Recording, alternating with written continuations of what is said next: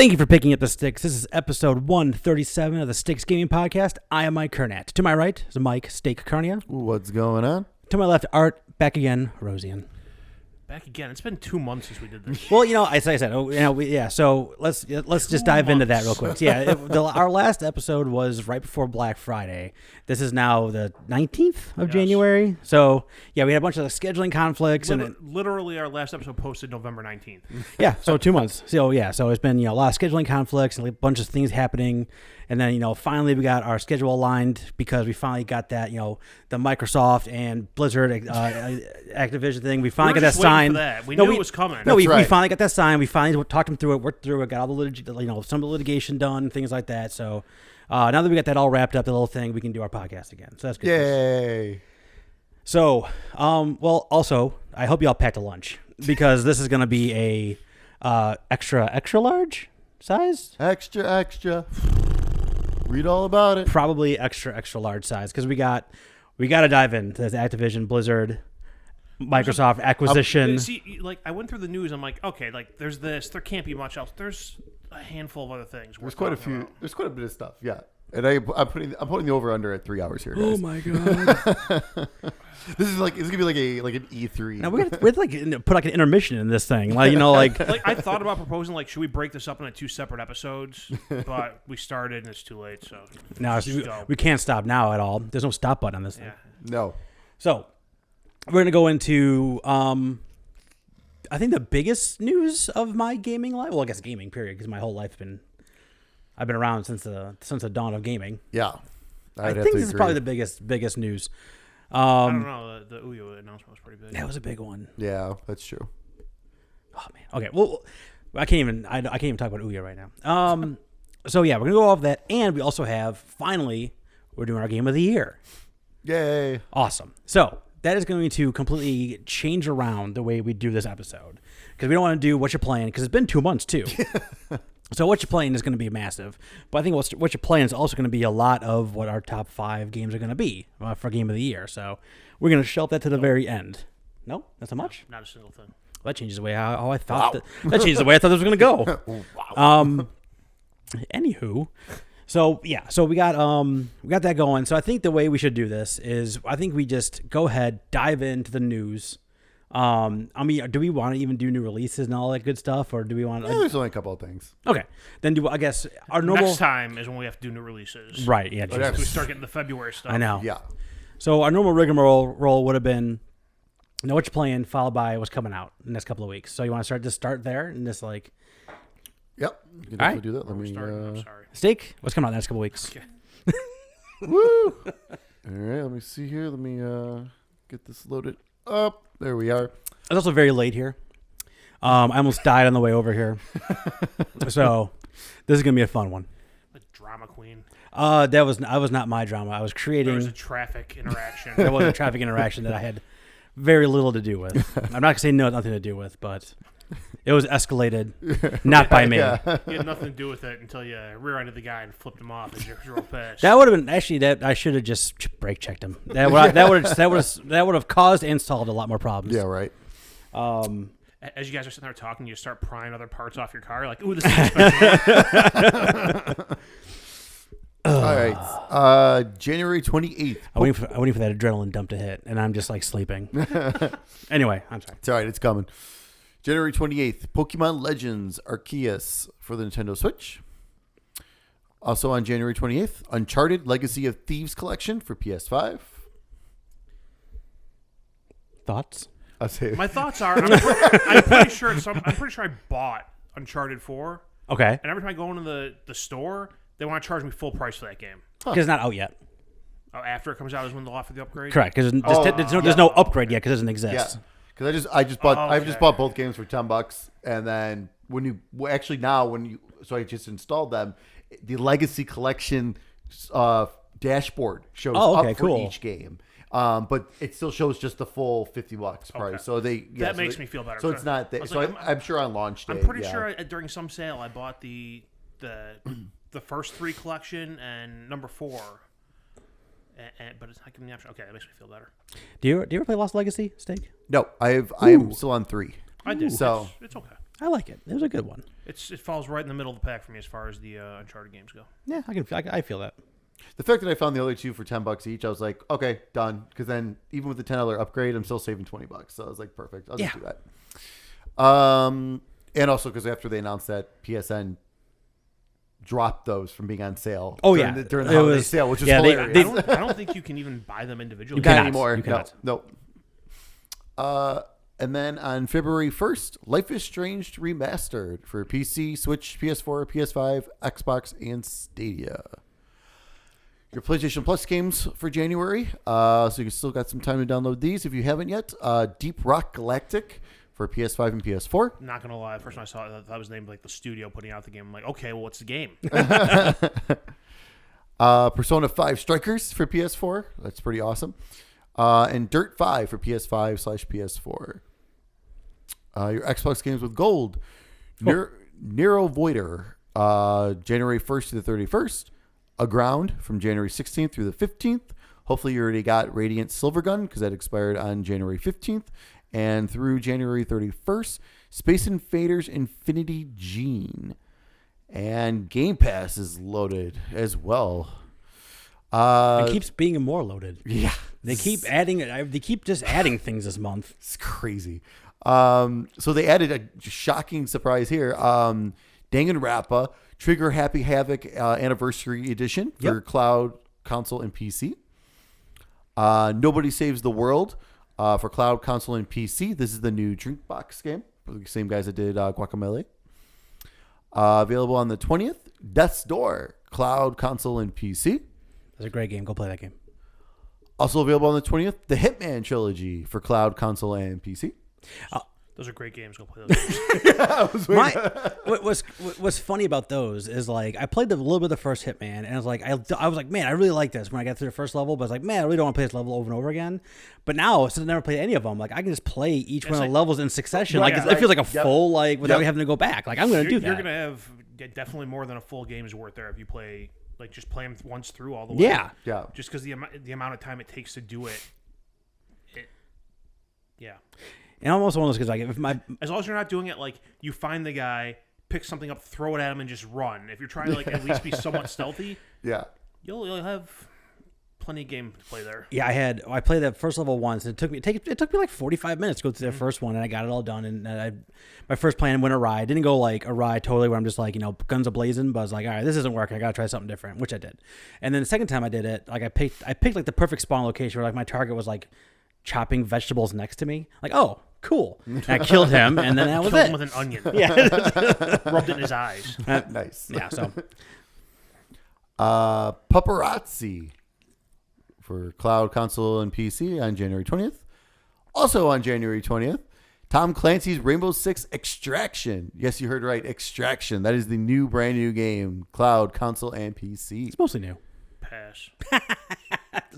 Game Pass? Nope. Why not? Pass. Yes, why not? Why not? Yeah. Why? Because I played the beta already, and it just passed. Fair enough. Also, Tom Clancy's Rainbow Six Siege Deluxe Edition is being added to the PC Game Pass on January 20th. Also on January 20th, Windjammers 2 for cloud, console, and PC. And lastly, on January 27th, Taiko no Tatsuji, the Drum Master. Taiko Drum Master, whatever. There have been many games of these. If you've never played these before, they are fantastic rhythm games. Finally on Xbox and on Game Pass, January 27th. I am super pumped for that. I have the Switch version. It's awesome.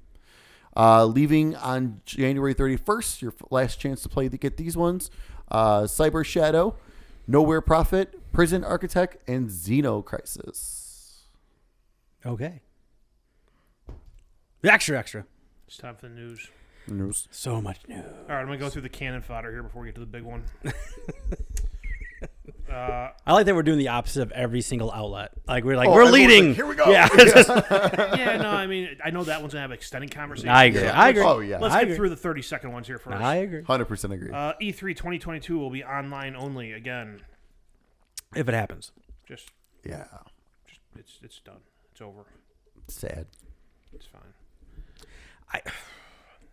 I mean, like what it's become, I don't care for anymore. So it's like, so if it does kind of fall apart, it falls apart. But man, I miss the old. I just miss old E3 the way it was. I hope that they either do like, all right, this is our week where we're doing everything, or we're just not going to have any kind of scheduled events in all of summer. You know what I mean? Like, if everyone wants to do their own thing, that's fine. But like, people were like cramming together like presentations where we saw the same game like 4 times over a span of like 3 months. Like let's just, if Jeff Keighley wants to take it over, let's just let him do it. And if he wants to organize all those whole things, summer. Yeah, I mean, let's not do a whole summer. He got to like change that name and have like even if it's like a 2-week thing, and we have everyone has their spots and their stuff set up, and so we're not seeing the same stuff over and over again, or just stuff that has nothing to do with anything, like Gearbox or whatever it is, like Capcom, like, all those can stop. That'd be great, but I just think it's going to be like a repeat of last year, ultimately, minus the E3 presentation. Well, right. Apparently that's not happening. Yeah, maybe not. What? Never mind. What do you mean, what? What? I zoned out. Oh. We're off to a roaring start here. Finally, Splinter Cell Remake has been announced. God. Now, maybe people will shut up. Not until it comes out. Beyond Good and Evil 2. That's all I'm going to say. That is also an Ubisoft game. That's not a game. That actually showed. That's a theory. That's an idea of a game. Twice. They announced it twice. Yeah. They said they thought of something while they're on the toilet. Yeah. I had this great idea. Oh, yeah, what were you doing? Don't worry about what I was doing. What happened. I had this great idea. It's my office. Sony has officially, finally released faceplates for the PS5. Yeah. They have 6 colors? 5. Midnight Black, Cosmic Red, Nova Pink, Starlight Blue, Galactic Purple. That's 5. Yeah. That's 5. Along with the controllers to match them. About time. Yeah. It's like I feel the same way about this as I feel about like special edition consoles. Like, I don't see it, so I don't care. What do you mean you don't see it? I don't see. I mean, I you have it like put away in it. Yeah, it's like on its side and it's like in the shelf. Gotcha. So like I don't see the colors. I mean, if you have like one of those, if you have like one of those stands where like it's sitting out and you can see it, like look at it. I have a stand where mine's sitting on top. Okay. And the stand is black, and my TV's black, and everything around it's black, and it had white plates, and it was killing me. So I probably paid more than I should have for third-party plates, and I don't regret it for a second.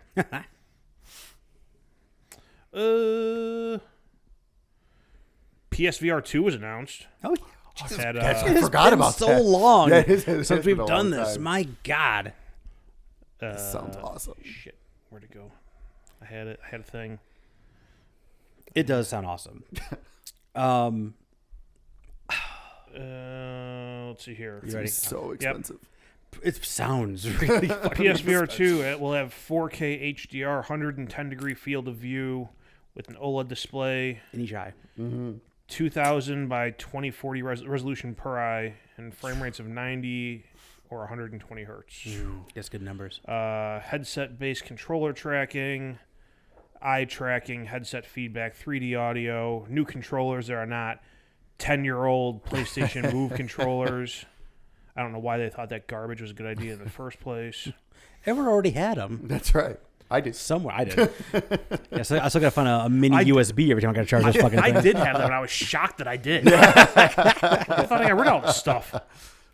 That saved me $100. Oh yeah, it did. The controllers will have haptic feedback and adaptive triggers. Everyone's favorite news from this whole thing is that it'll be connected with a single cable to the PS5. The USB-C right in the front. Yep. We'll get into thoughts after we go through. I think that's just about it as far as the specs go. Well, there's feedback in the headset too. Right. Yes. So when you get hit in the head, you can feel it. Great. So you can get a concussion when you're playing fucking Creed. Hell yeah. My thought is that one cable is one too many. Well, okay. But if it's going to give me like those levels of horsepower, plug me in. I'll deal with it. It seems like a weird mix between like the Oculus Quest with the inside-out tracking and the normal Oculus with it being plugged into something. Yeah, well, the one cable just bothers me because I've been playing my Quest using the AirLink to my computer. It's so nice not to. Yeah, it's so nice not to have. Right, I've been sitting there playing. I've been playing Steam VR games through this headset with no wires. Yeah. And it's great. Yeah, it's pretty nice. Yeah. I bet that would be pretty nice. I don't know if they said how long that cable's going to be, but it's just... I like being able to turn around, not wondering if I'm wrapping my legs up in this cable. No, if I'm going to move, I'm going to fall and crack my skull. I hear you. I get it, but I understand though. I have a feeling that just for what it's going to do and what it's capable of, the wireless is probably just not going to be possible. And that's what you do, like the charging the battery on that headset and everything too would have been just like insane. And more money because you got to put like onboard memory on Right. there and a bunch of other stuff too. So Yeah, it's my biggest thought on the thing. It's going to be expensive as hell. Yes. You're going to paying at least... Console was $500. Console's It's going to be at least $500. At least 5, if not. I was thinking around 6. Like I was honestly thinking around 600. I don't know. Like my other thought I had on this thing, right, is just like I can't. Okay, so I mean, are we going to talk about like Sony saying they're going to make more PlayStation 4s? Is that a thing coming up or no? No. Okay, cool. So it was like within the same week to talk about, hey, we're making PSVR 2s and we're going to be making more PS4s because we can't make PS5s. So like, okay, so what's the percentage of people are going to be that have a PlayStation 5? They actually have one and want to get this too. Oh, it's very slim. And it probably being like, let's say $500 just for devil's advocate. Let's say it's $500. So it's gonna be a very, very slim margin there. Honestly, it will be. But it's gonna be another problem. It's gonna be another scalper problem. Oh God, 100%.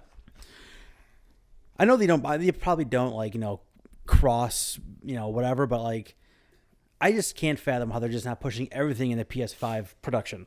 Yeah. Well, I would say like last week, Microsoft announced they're discontinuing the Xbox One line. They're no longer making those consoles. Apparently, they haven't been.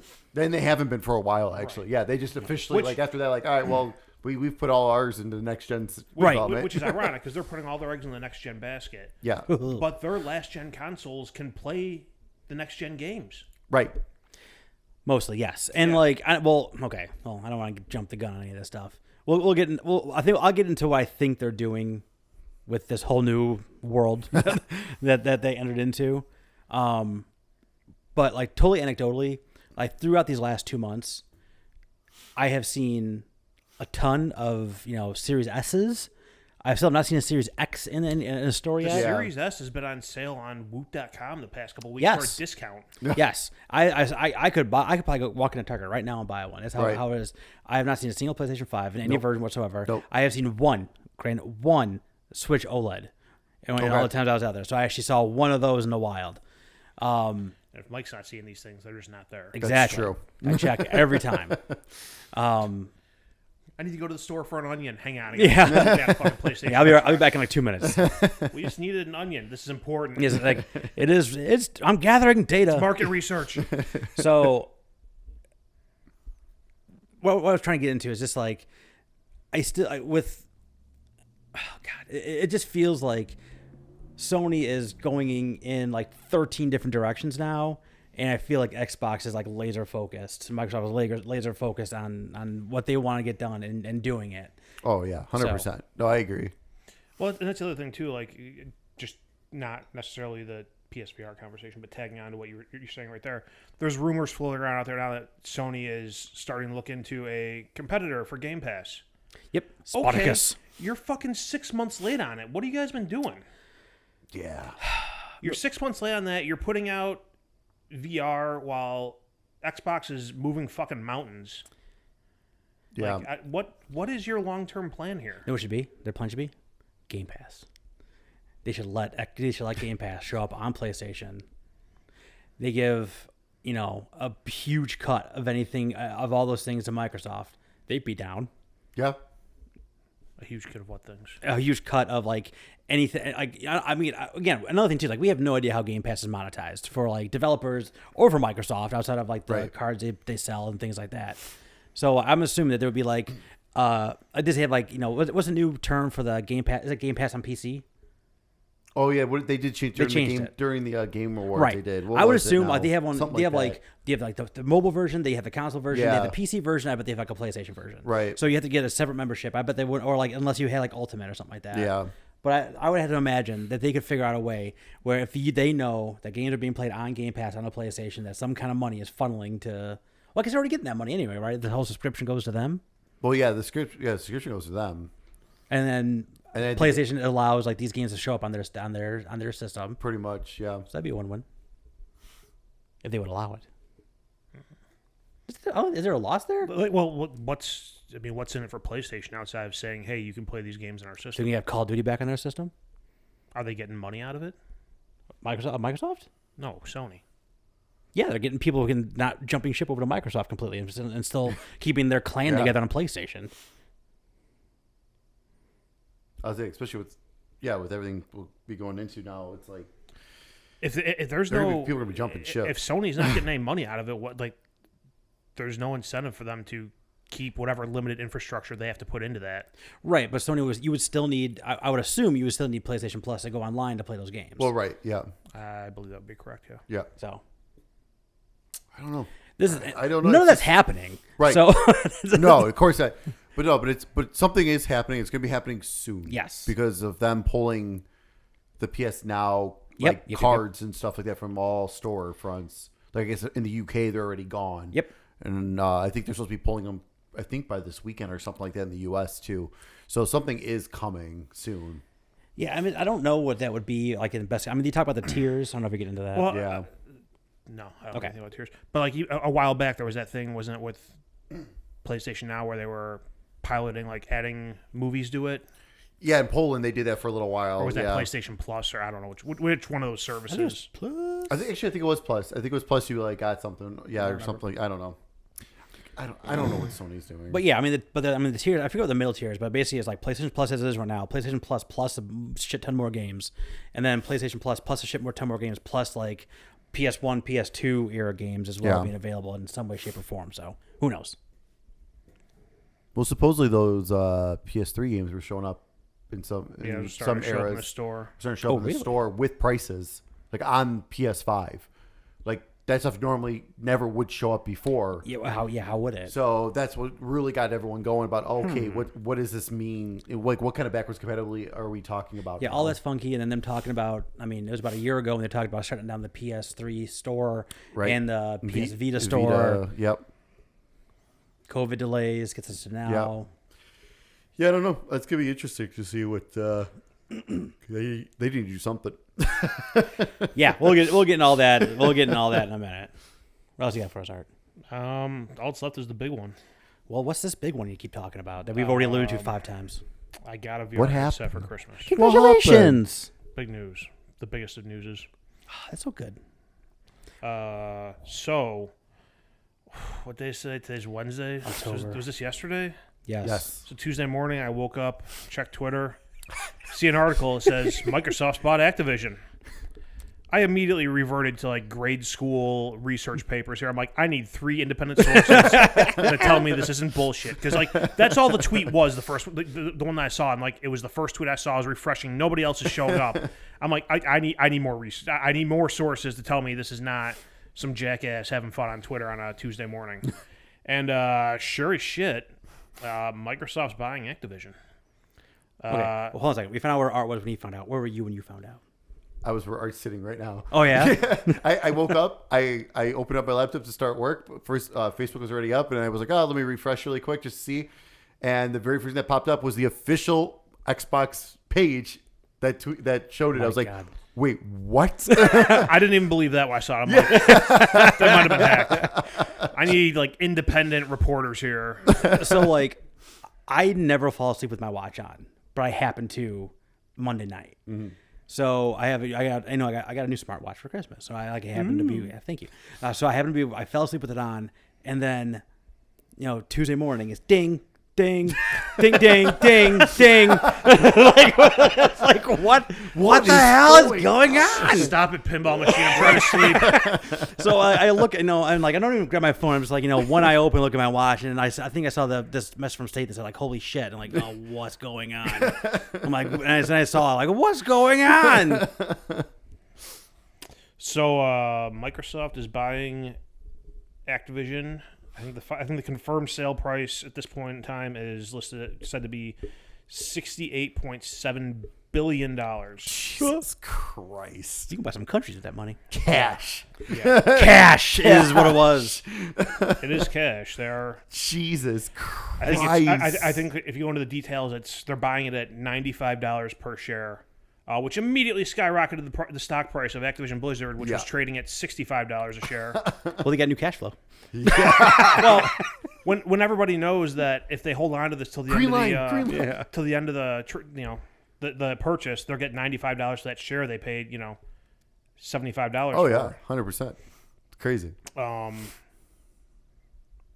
So yeah, I think they said they're saying they believe it should be completed sometime by the end of their fiscal year, which is in June 2023, right? Yes. Yeah, it starts this July in 2022 and it ends by June of 2023. So sometime early next year, early to mid next year. But they didn't specify. So like by the end of that means that can be any time in that time period. I assume it'd be later rather than sooner. There's gonna be a lot going on with this. Let's see. Bobby Kotick is expected to leave after the sale closes. How that goes down will be interesting because he has a ginormous severance package built into his contract to be CEO. Yeah, the way that's going to happen is they're going to give him like a giant novelty check and tell him to hit the bricks. Well, it's either I never want to see you. I never want to hear you. I don't want to hear my. Yeah, Phil's gonna be like, I don't want to hear your name cut out. I don't want to hear my name cut out of your mouth ever again. Well, every time it does, $1 million back to me.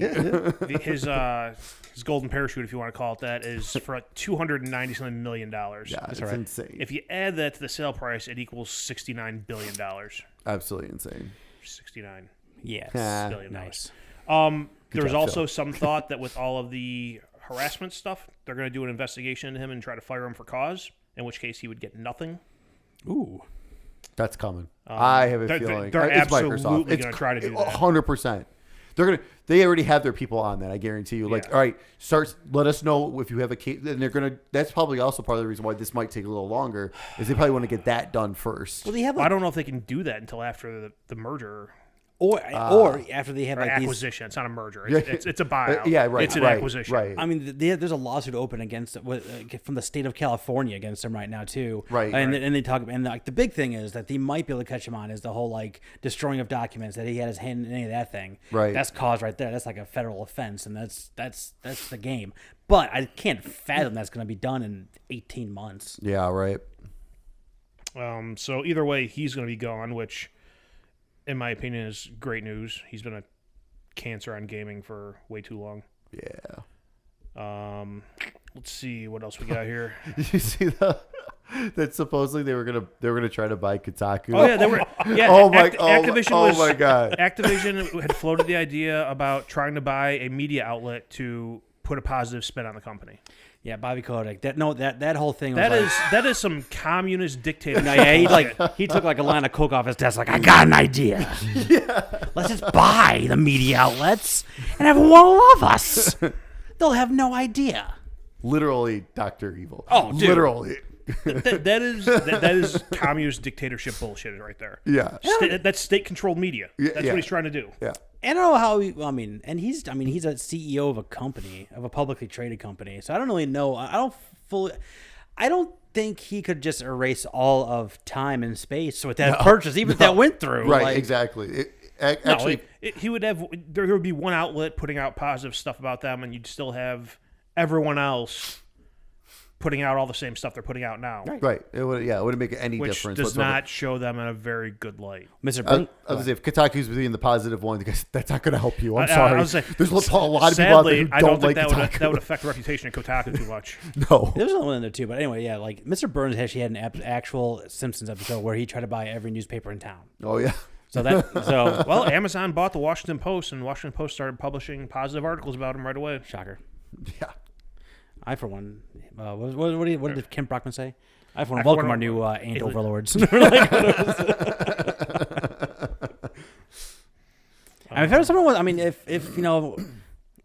Activision Blizzard wants to buy us, we will. I'll sell my soul for a bill. I'll sell it for less than that. Give me that golden parachute that Kodak's not going to get on the way out the door. God. Hell yeah, I'll take this. We'll split it 3 ways. It'll be great. Done and done. Give me a script. How long we got to do this for? A year to make good on that? Yeah. I could do that. I'll do it. I could do I'll that. do it daily for a year. Hell yeah. Oh, yeah. I will. Our YouTube channel will be filled with just 30-second clips of us in our cars. That's right. Talking about, let me tell you about how great Bobby Kotick is. We'll have half-hour videos of Bobby Kotick riding a horse down the town through the town square, shirtless. No, I think he should be president for life. What are we talking about now? He should definitely take over Microsoft. Jesus. Blah, blah, blah, stuff in here. So yeah, that's a big thing that's happened for 10 times the value of what they bought Bethesda for. Yeah. A year ago. Yeah. But for real, like I don't know. I had some time today before everything went awry, and like I was just like, I don't know how many countries they could buy with that money. Oh my god. It's a lot of countries, and countries that I would buy and like live in, totally fine.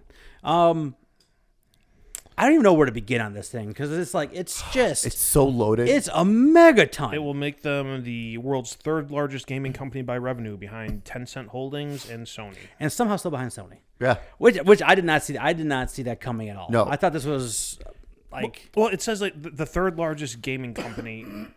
Are they just counting PlayStation, or are they counting all of Sony? Oh, that's a good point. I don't know. Like, well, are they counting all of Microsoft or just Xbox? Clearly, they're not. So Microsoft is the biggest company in the world. Right. I would assume just PlayStation then. I mean, that would be the correct. That would be way apples do to it. apples, but God knows. Right. I don't know. But yeah, this is just like this is incredible. Like, look. Oh my god! Like all the new stuff that's going to be added to Game Pass. Like that's crazy. I mean, and then not to mention too. Like, honestly, they can kind of save some of these franchises now that Activision likes to destroy. I mean, look, like Call of Duty, Tony Hawk, Spyro. Well, Crash kind of made a comeback last year. Yeah. By the way, the original Sony mascot is now IP of Microsoft. Oh yeah.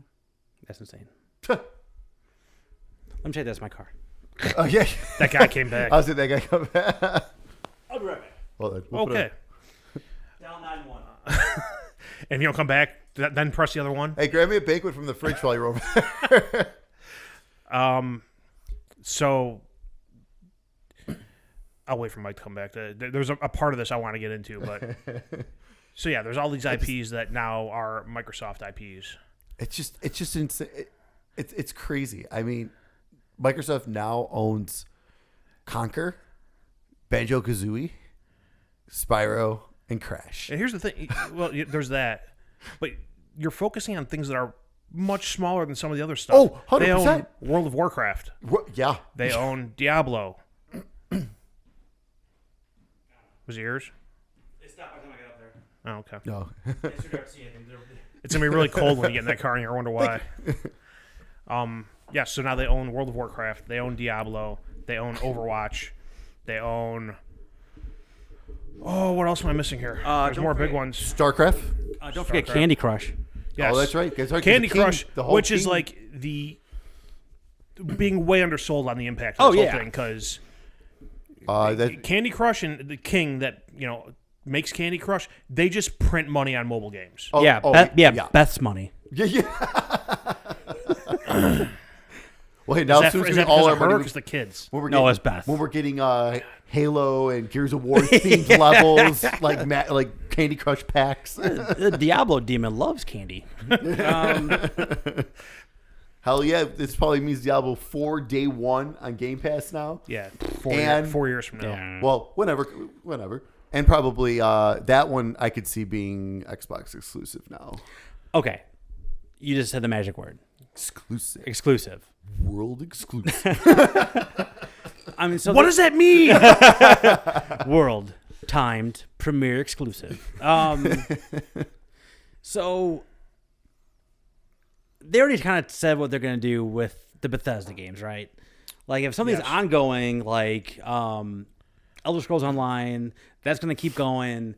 If something new is going to be exclusive, so like Starfield is exclusive. Yep. Presumably, I mean they haven't said it yet, but I mean this game doesn't really exist yet. Whenever the new Elder Scrolls, like the mainline game comes out, 6, should also be exclusive. Yep. The only thing, like I said, they had the last game that's going to be on like an old deal is Ghostwire Tokyo, which should come out maybe this year. Right. And then everything, which is exclusive for PlayStation, which is still, Crazy. blows my mind. But everything else is coming exclusively to Xbox. Right. I don't see. I mean, people talking about like, oh, they're going to keep Call of Duty going on both because it's such a big moneymaker. And I mean, we didn't talk about NPD, but NPD for 2021, game number 1 and game number 2 in sales were both Call of Duty games. It was Vanguard and Cold War. They're still number 1, number 2 this year. That's insane. Which is insane. How? It must have been like the beginning of the year for Cold War, and then it only took Call of Duty is always number 1, but usually they're not number 1 and number 2. Jesus.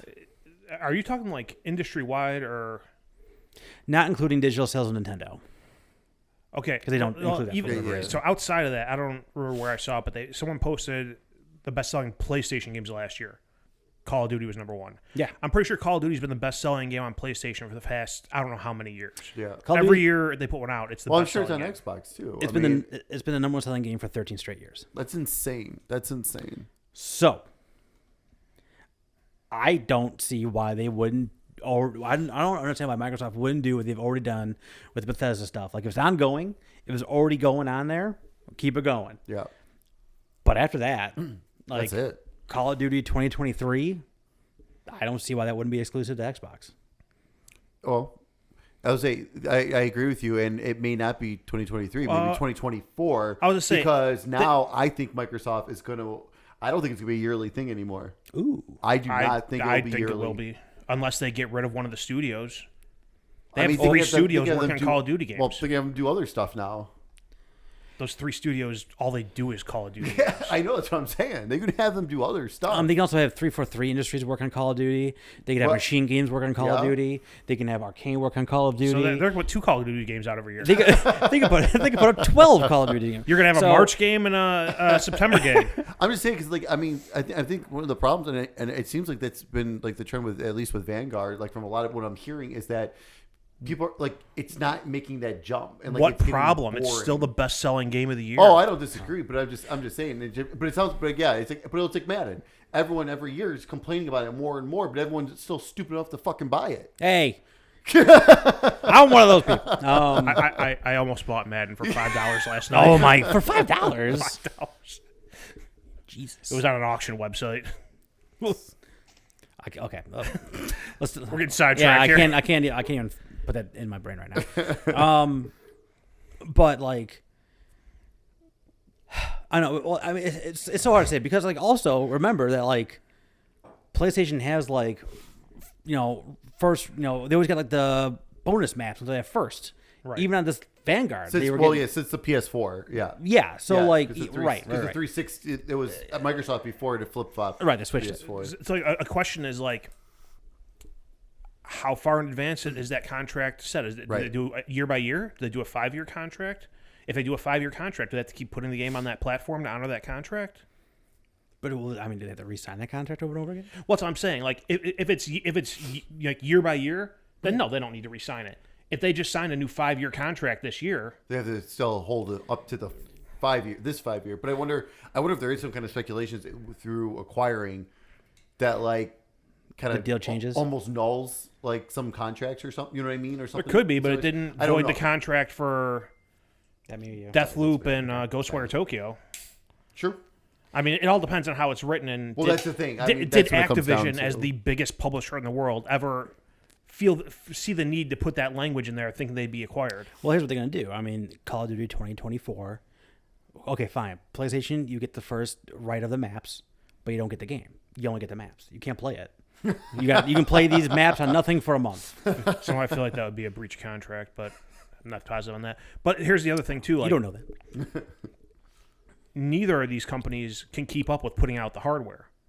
So they keep it multi-platform for a year or two until they can get Xboxes in everyone's hands who wants them. Well, this is not.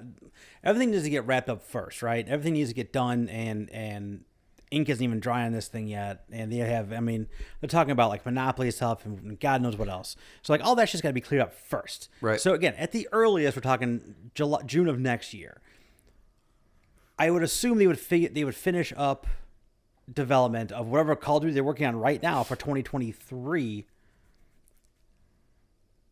But 2025, I think that's when they make the jump to just be an Xbox exclusive. I can see that.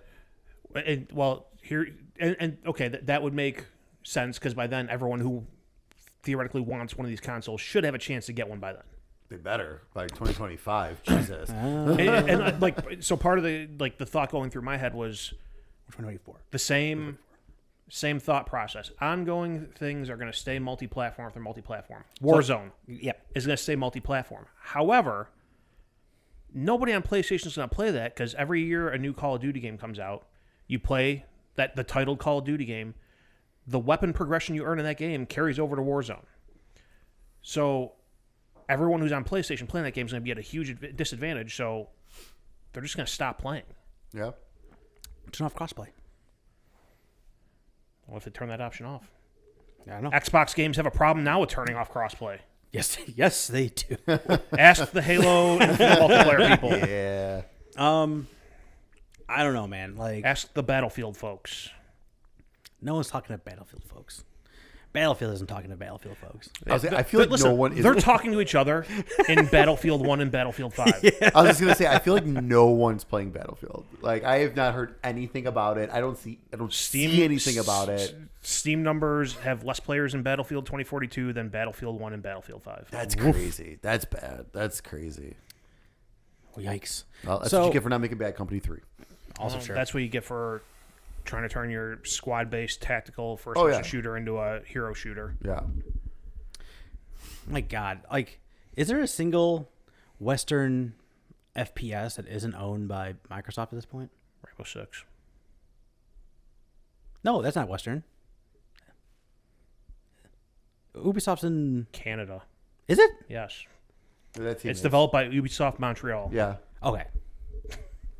But it's Canada. Yeah. They are north of us. Do they count? Do they really? They speak French, so they're philosophically. I was going to say it's Montreal. They're philosophically French, which is still Western. That's way northwestern. Yeah. There was another one I thought. I mean, Battlefield. Oh yeah, I guess. Well, DICE is also all over. Like, there's like which it might be on life support after this game.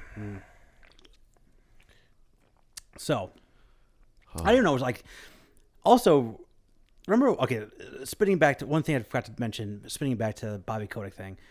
Phil just spoke about Bobby Kotick like 8 days ago or something like that. And talking about and said it basically it's like, oh, you know, we're gonna evaluate how we're gonna deal with, you know, Activision Blizzard. We're going to evaluate that relationship. Yeah, evaluate that relationship. We're going to buy him and tell him to get the fuck out. Yeah, he was fanning himself with money while he said that. We're going to evaluate the situation.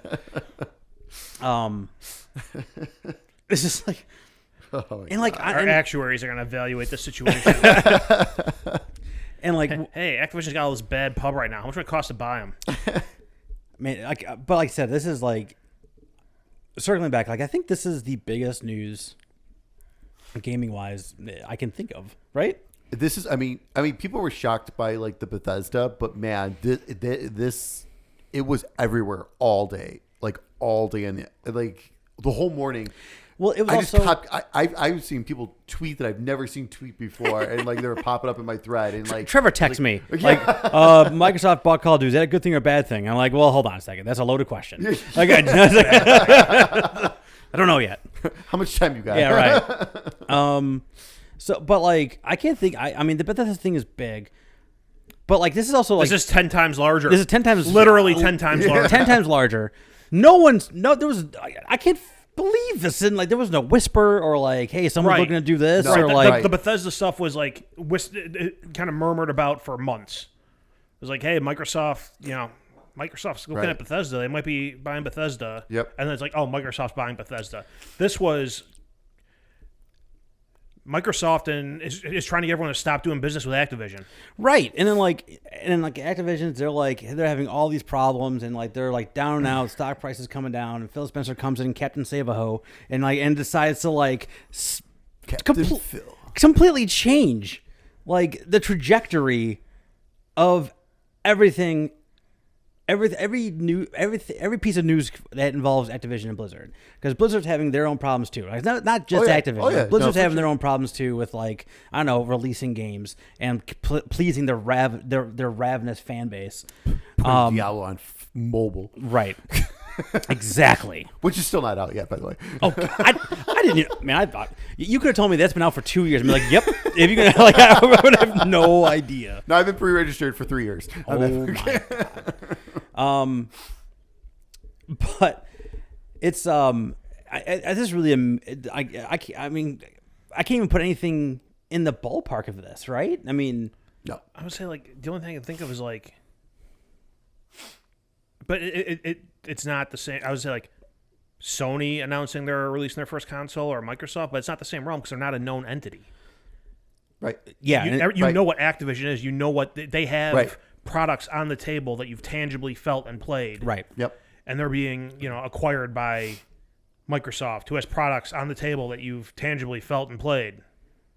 My God.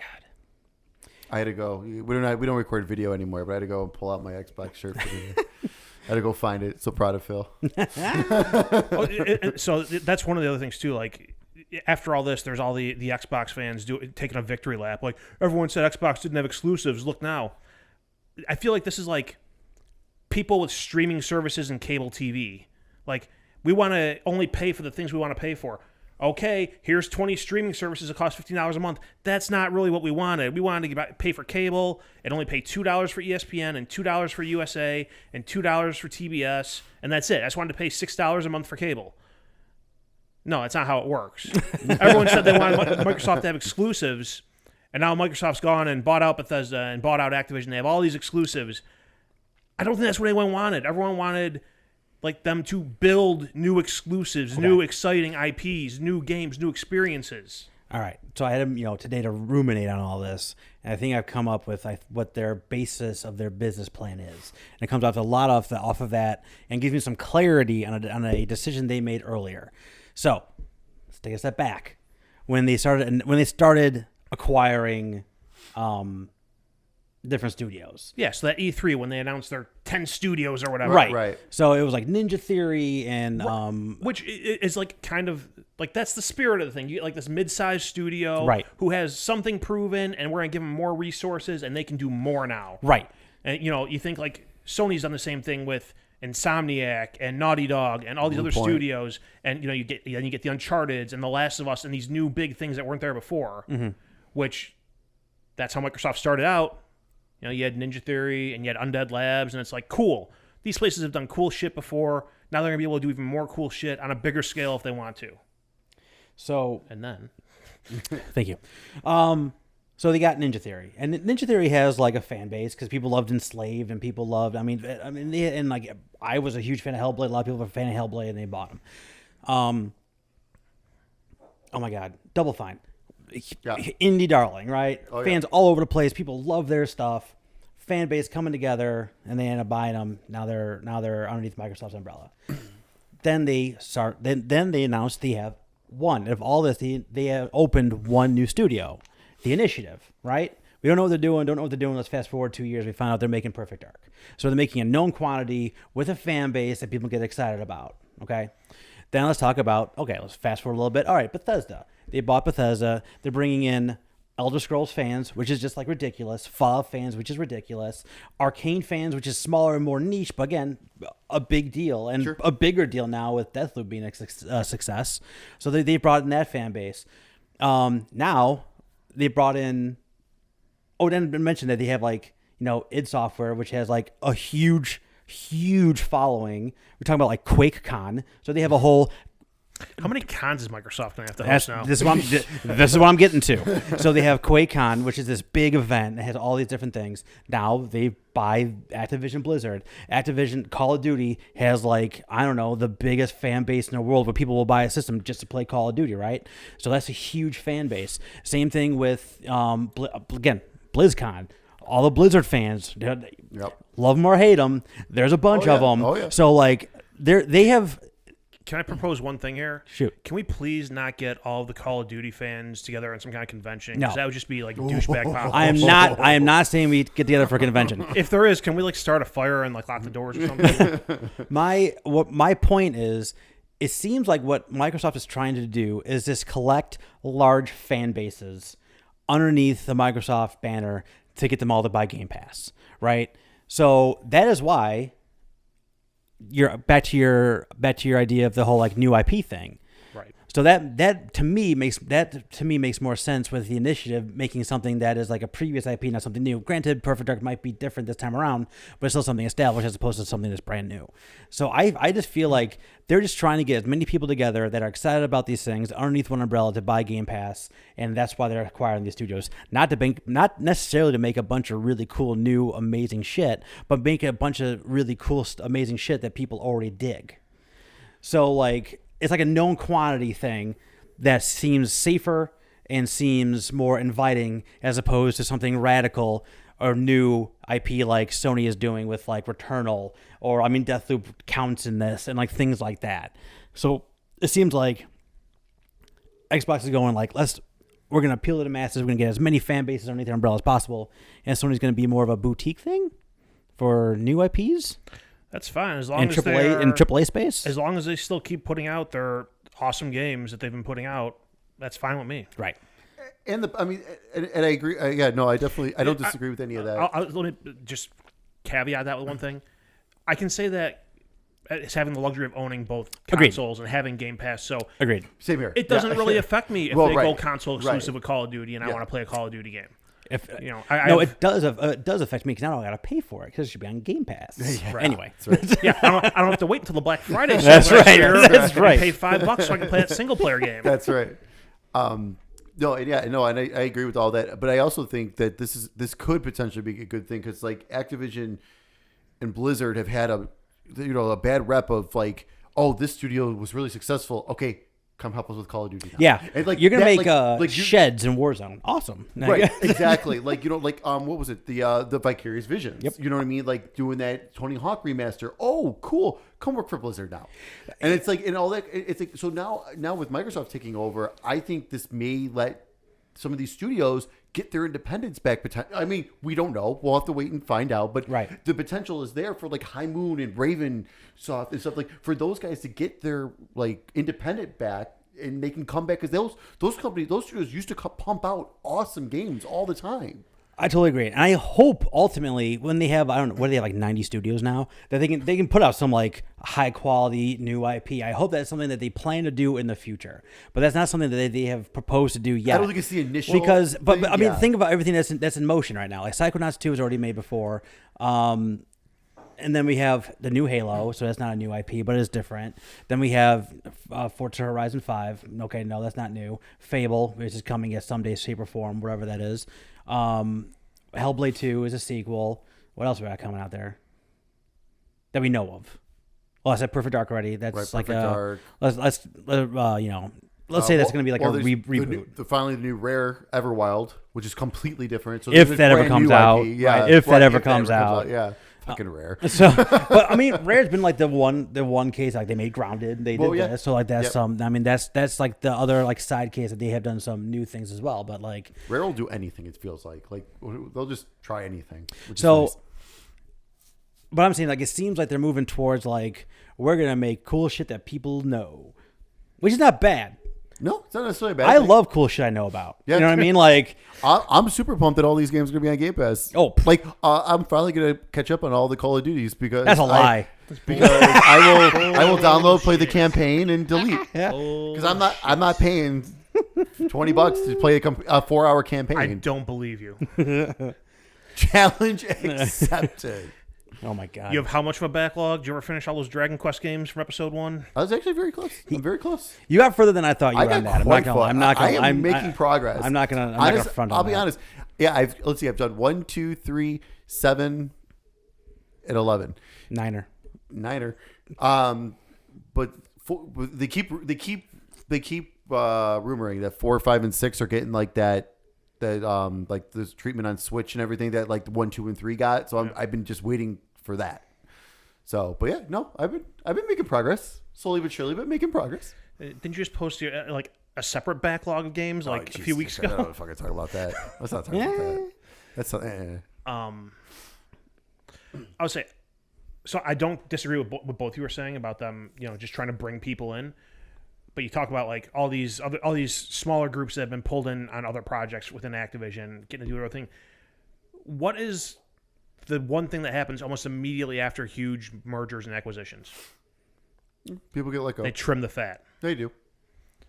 So I mean, they're going to trim the fat somewhere. And are those smaller teams then just going to merge it? Their staff's going to go into other teams? I mean, I don't know. I mean, well, that's the thing. We just got to wait and kind of see what happens there. Because something like, for instance, like Vicarious Visions. Like, let's say they decided to take, okay, we're going to dissolve High Moon, but you're not going to be called High Moon anymore. But we want some extra support on Vicarious Visions because we want them creating the next Tony Hawk. We're taking them away from Blizzard, and we want Tony Hawk's Pro Skater 6 to come out. So get on there and start helping them out. Well, it can't be worse than 5. So I'm not going to lie. I think that the day and age for skating games has passed by. Man, I don't know. 1 and 2 did good. Everyone's like begging for 3 and 4 now. Like, yeah. I mean, they could probably even do that next. They didn't even have to make a new one. They could just make 3 and 4. I would buy that shit. Oh, hell yeah. I played Skate 3 not that long ago. It wasn't great. Sucks. I played the Tony Hawk remasters. I didn't think they were that great. Skate sucks. Skate does suck. Oh God. So I mean, I don't even know where to go next on this because it's just so much. So what does Sony do here? Does Sony be like, hey, Konami, we're buying these IP? I know Konami, they're not going to buy Konami because Konami is just like, no, we're making like exercise equipment in Pachico. But like, how about we buy how about we just buy these IPs? What, they'll do the Spider-Man movie deal with them. You want to buy the gaming rights to those IPs? Yeah, right. Yeah. Yeah. And honestly, that would, you can still keep making pachinko machines based on them. Yep. You can. I saw a new Silent Hill slot machine recently. It was huge. Or if they even want to go I need to play that. more above board with it, with the way they're going with things, we want to buy the game and film rights to those IPs. Yeah. Oh no, 100%. I think they totally should. I mean, yeah. So that would be very smart actually of Sony, because you could. Oh my God. I've been dying for a Castlevania movie. That is such a perfect universe for a good continue to movie. put out your pachinko machines and anything else you want with them, but absolutely, we own the games and film rights. Absolutely, and then you tell Blue Point, guess what? You're remaking everything. Go. Start with all the Metal Gear Solids. Here you go. Yes. Oh my God. They bought Blue Point for a reason. Listen. Yeah. So I mean I think if I don't necessarily think Sony needs to make a counteractive move here. Because very clearly these two companies are going in opposite directions. Oh, yeah, and they have. Microsoft is trying to build their subscriber base. Sony is still focused on hardware and their first-party games. Aren't we starting to... correct me if I am wrong, but aren't we starting to run a little dry of first-party games, though? For who? For Sony? That we know of. Because we got Horizon next month, we've got Gran Turismo 7 after that. God of War Ragnarok sometime this year. Spider-Man 2, okay. Wolverine. That's 23.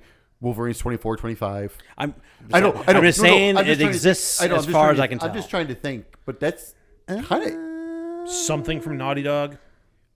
Well, yeah, they've been teasing something. We don't know, but nothing official. But I just feel like that's also they went hard this first year and a half or so. Housemarque just released a game, and Sonman's working on stuff I already just talked about. Yeah, Naughty Dog is. I mean, whatever. I don't know. I just feel like there's been stories out how that they are forcing Ben to come up with a new IP. Yeah, there was something about that. Yeah, because they wanted Days Gone 2. Ben kept pitching relaunching other games. They wanted to bring back Resistance, and Sony shut them down. That's ridiculous. Sorry, I was drinking. And now it sounds like I went down the wrong pipe. No, this is how I just sound now. If Sony isn't making a first-person shooter at this point, they're fucking something up. Killzone needs to come back. Killzone or Resistance. Guerrilla needs to get 2 teams going. Well, they have 2 teams going. Well, okay, then one of them's got to have Killzone. One of them has to have Killzone. And we just don't know that. We don't know what the other one's doing. And not the Killzone that you gave us on PS4. It was fine. The Killzone It game was on the for a launch PSP. game, but That's it was what I not- want. Oh my god, That game was great. great. The Vita one was fantastic. Mercenaries. Yeah, that was good too. amazing. That was good too. But I personally, Killzone 2 was great for what it was. A lot of people didn't. I super enjoyed Killzone 3. I really liked Killzone 3. So they need to bring Killzone back in like its true form too. Because what was it? Killzone. It's Liberation? I think that's right. Whatever that launch PS4 game was, it didn't feel like Killzone though. It felt like something. Like you were trying something else. Yeah. But yeah. But again, we talk about like all these massive first-person shooters are going to be on Microsoft in the next couple of years. Right. So like, they got to fill that void somewhere. I mean, SOCOM.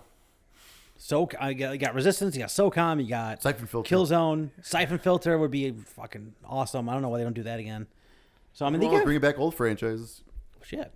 But to kind of go back to your original question, I think that's all I can think of that's being made right now by all the different first party studios. There's been like hints and whatever, but like You have to think some of them are working behind the scenes too on VR stuff. Oh, 100%. PSVR too. yeah. Well, they got the Horizon game for VR2. Fuck them for doing that. And in You know London, you're gonna want to play it. Yeah, I'm gonna want to play it. I'm not gonna want to pay $600 for a goddamn headset. And that like 10-second teaser looks really, really good. I just got a headset that works perfectly fine. I'll just wait 3 years and put it on PC. yeah, I mean, there's that. There's London Studio, which it's been silent since Yeah. Blood and Truth. Right? I mean, we know Gran Who's the Turismo, Astrobot? Sobi. And all that stuff. They said they're making something, but I don't think it's. I think they're working on a VR game, but also a non-VR game. they might be big enough at this point. Cause I mean, they absorbed the Japanese The studio, the Sony Japan. Sony Japan. Thank you. Japan Studio. Japan Studio. Thank you, Jesus. Japan Studio. So like, I don't know, man. Like, who knows? But like, Yeah. I mean, that kind of answers all I can really think of right now. Yeah. But I don't know, man. I think the next couple of years are gonna be just fucking nuts on both sides of this. Circling back to your original question of like, what does Sony do next? I say I don't think they have to do something. If they do something, I think it's going to be with another Japanese company. 100%. I think that makes a ton of sense. yeah. It's either going to be Capcom. It's going to be something with Konami. Dumbass Sega. I can feel it. That would be like the most underwhelming response you could have to all this. You bought Sega for $2 billion. That was it. Well, it's Sega Atlas. I mean, it's both. That's true. That's pretty big. Actually. If they really wanted to swing for the fences and like kind of slap your dick out on the table and be like, here we are, let's go. The only answer is Take-Two. Yeah. That would be ridiculous. That'd be huge. That would be huge. They're also like, man, like them. 2K Yeah. might be it. Rockstar is Take-Two. So is 2K. Oh shit, Yeah. yeah. That might be. Yeah, Take-Two would be huge. That might be the That- one thing that I don't That know would if be anyone could. that really would make be that that would be almost as big, I think, as this Activision. Like, Almost. I would say if somehow they got Microsoft money, I think like someone posted like what the market value is of like the next biggest game publishers out there, and the top two were Take-Two and EA. Yeah. And combined, I think they came out to be like $56 billion. Okay. Which the market cap of Activision before this deal was $50 billion. So they paid Microsoft paid a 40% premium on the stock price to acquire them. That's wild. That's wild. But yeah, I want to say Take-Two was at like 35 or 36 billion. And EA was 18 or 20 or something. I don't think I can conceptualize that amount of money. No. I don't How think about I this? can. Not at all. Give it to me for a week. I'll see how I feel about it. I'll conceptualize the shit out of it. I'll let you know. I'll let you know if I can understand the concept of having this much money. I'll let you know. You motherfuckers will never hear from me again. Oh man. You would hear from me. You get phone calls every day from me laughing on an island. He's swimming in money again. Where are you today? I don't know. Going to Vegas tomorrow. Yeah, I don't know. I mean, is there anything else you guys want to touch on? Anything else you can think of? No, We just need more. Yeah, I mean, this is going to be like this is just like ongoing reactions. year and a half. Yeah. I'm curious to see how, out of all this, how Call of Duty is going to play out, because they do sell a lot of copies on PlayStation. And if they're going to be on Game Pass, I feel like they're going to steer more into the microtransaction stuff. It's a lot of money to walk away from just to say you're exclusive. But they did it with Bethesda, so I mean, there's nothing to say they can't do it again. Oh man, just between like the console sales and Game Pass sales, because it's it's one of those things that man, I mean, you can. We had 25 million subscribers now to Game Pass. That's right. 25 million. You can take,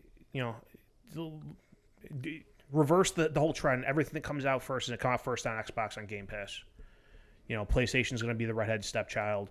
You can still hit those people up for $70 a copy. You can still drill the hell out of them for microtransactions. Well, that's actually something someone brought up too. Is Microsoft has not gone the route of $70 games. Will they pull back the $70 that Activision was trying to push with their games now? Yeah, I'm not sure. That's but I was to say, like, if for they do end up leaving it on PlayStation, you're definitely charging $70 there. Well, because you're going to want to make it look as good as possible to play that on Xbox. Sure. And also, I would make every single game that would show up on Game Pass $70. So you buy Game Pass. Yeah, that is true. That's a good point. Yeah. Holy Lord. But yeah, like I said, all the rest of it, like, I know, the Diablos and the Overwatches, those all move the needle for a large group of people. Call of Duty's the big one there. And I'm curious to see how they're going to play it, because that's a lot of money to walk away from to say you're exclusive. Right. Okay. The last thing I'm going to say on this, in terms of like my marketing brain that I don't have, I think at this point they don't need to buy anything else, right? I'm saying it's in terms of just like for a while. I mean, I don't know. Yeah, they have another $70 billion in cash laying around. Here's the thing. So you mentioned, there's rumors out there that this might turn into an antitrust thing. From my very caveman understanding of antitrust, there's no way in hell this meets antitrust. Because Sony is. Sony's still a thing. Yeah. Ubisoft's still a thing. EA's still a thing. Take-Two's still a thing. There's still plenty There's a billion there. Publishers. The Embracer Group has like 40 studios. Yeah, there's still Tencent. Yeah, exactly. Yeah, right, exactly. So like that's not going to happen. That is just not going to happen. If they were to go out and buy Tencent. EA, then I think you start walking a dangerous line with that. Right.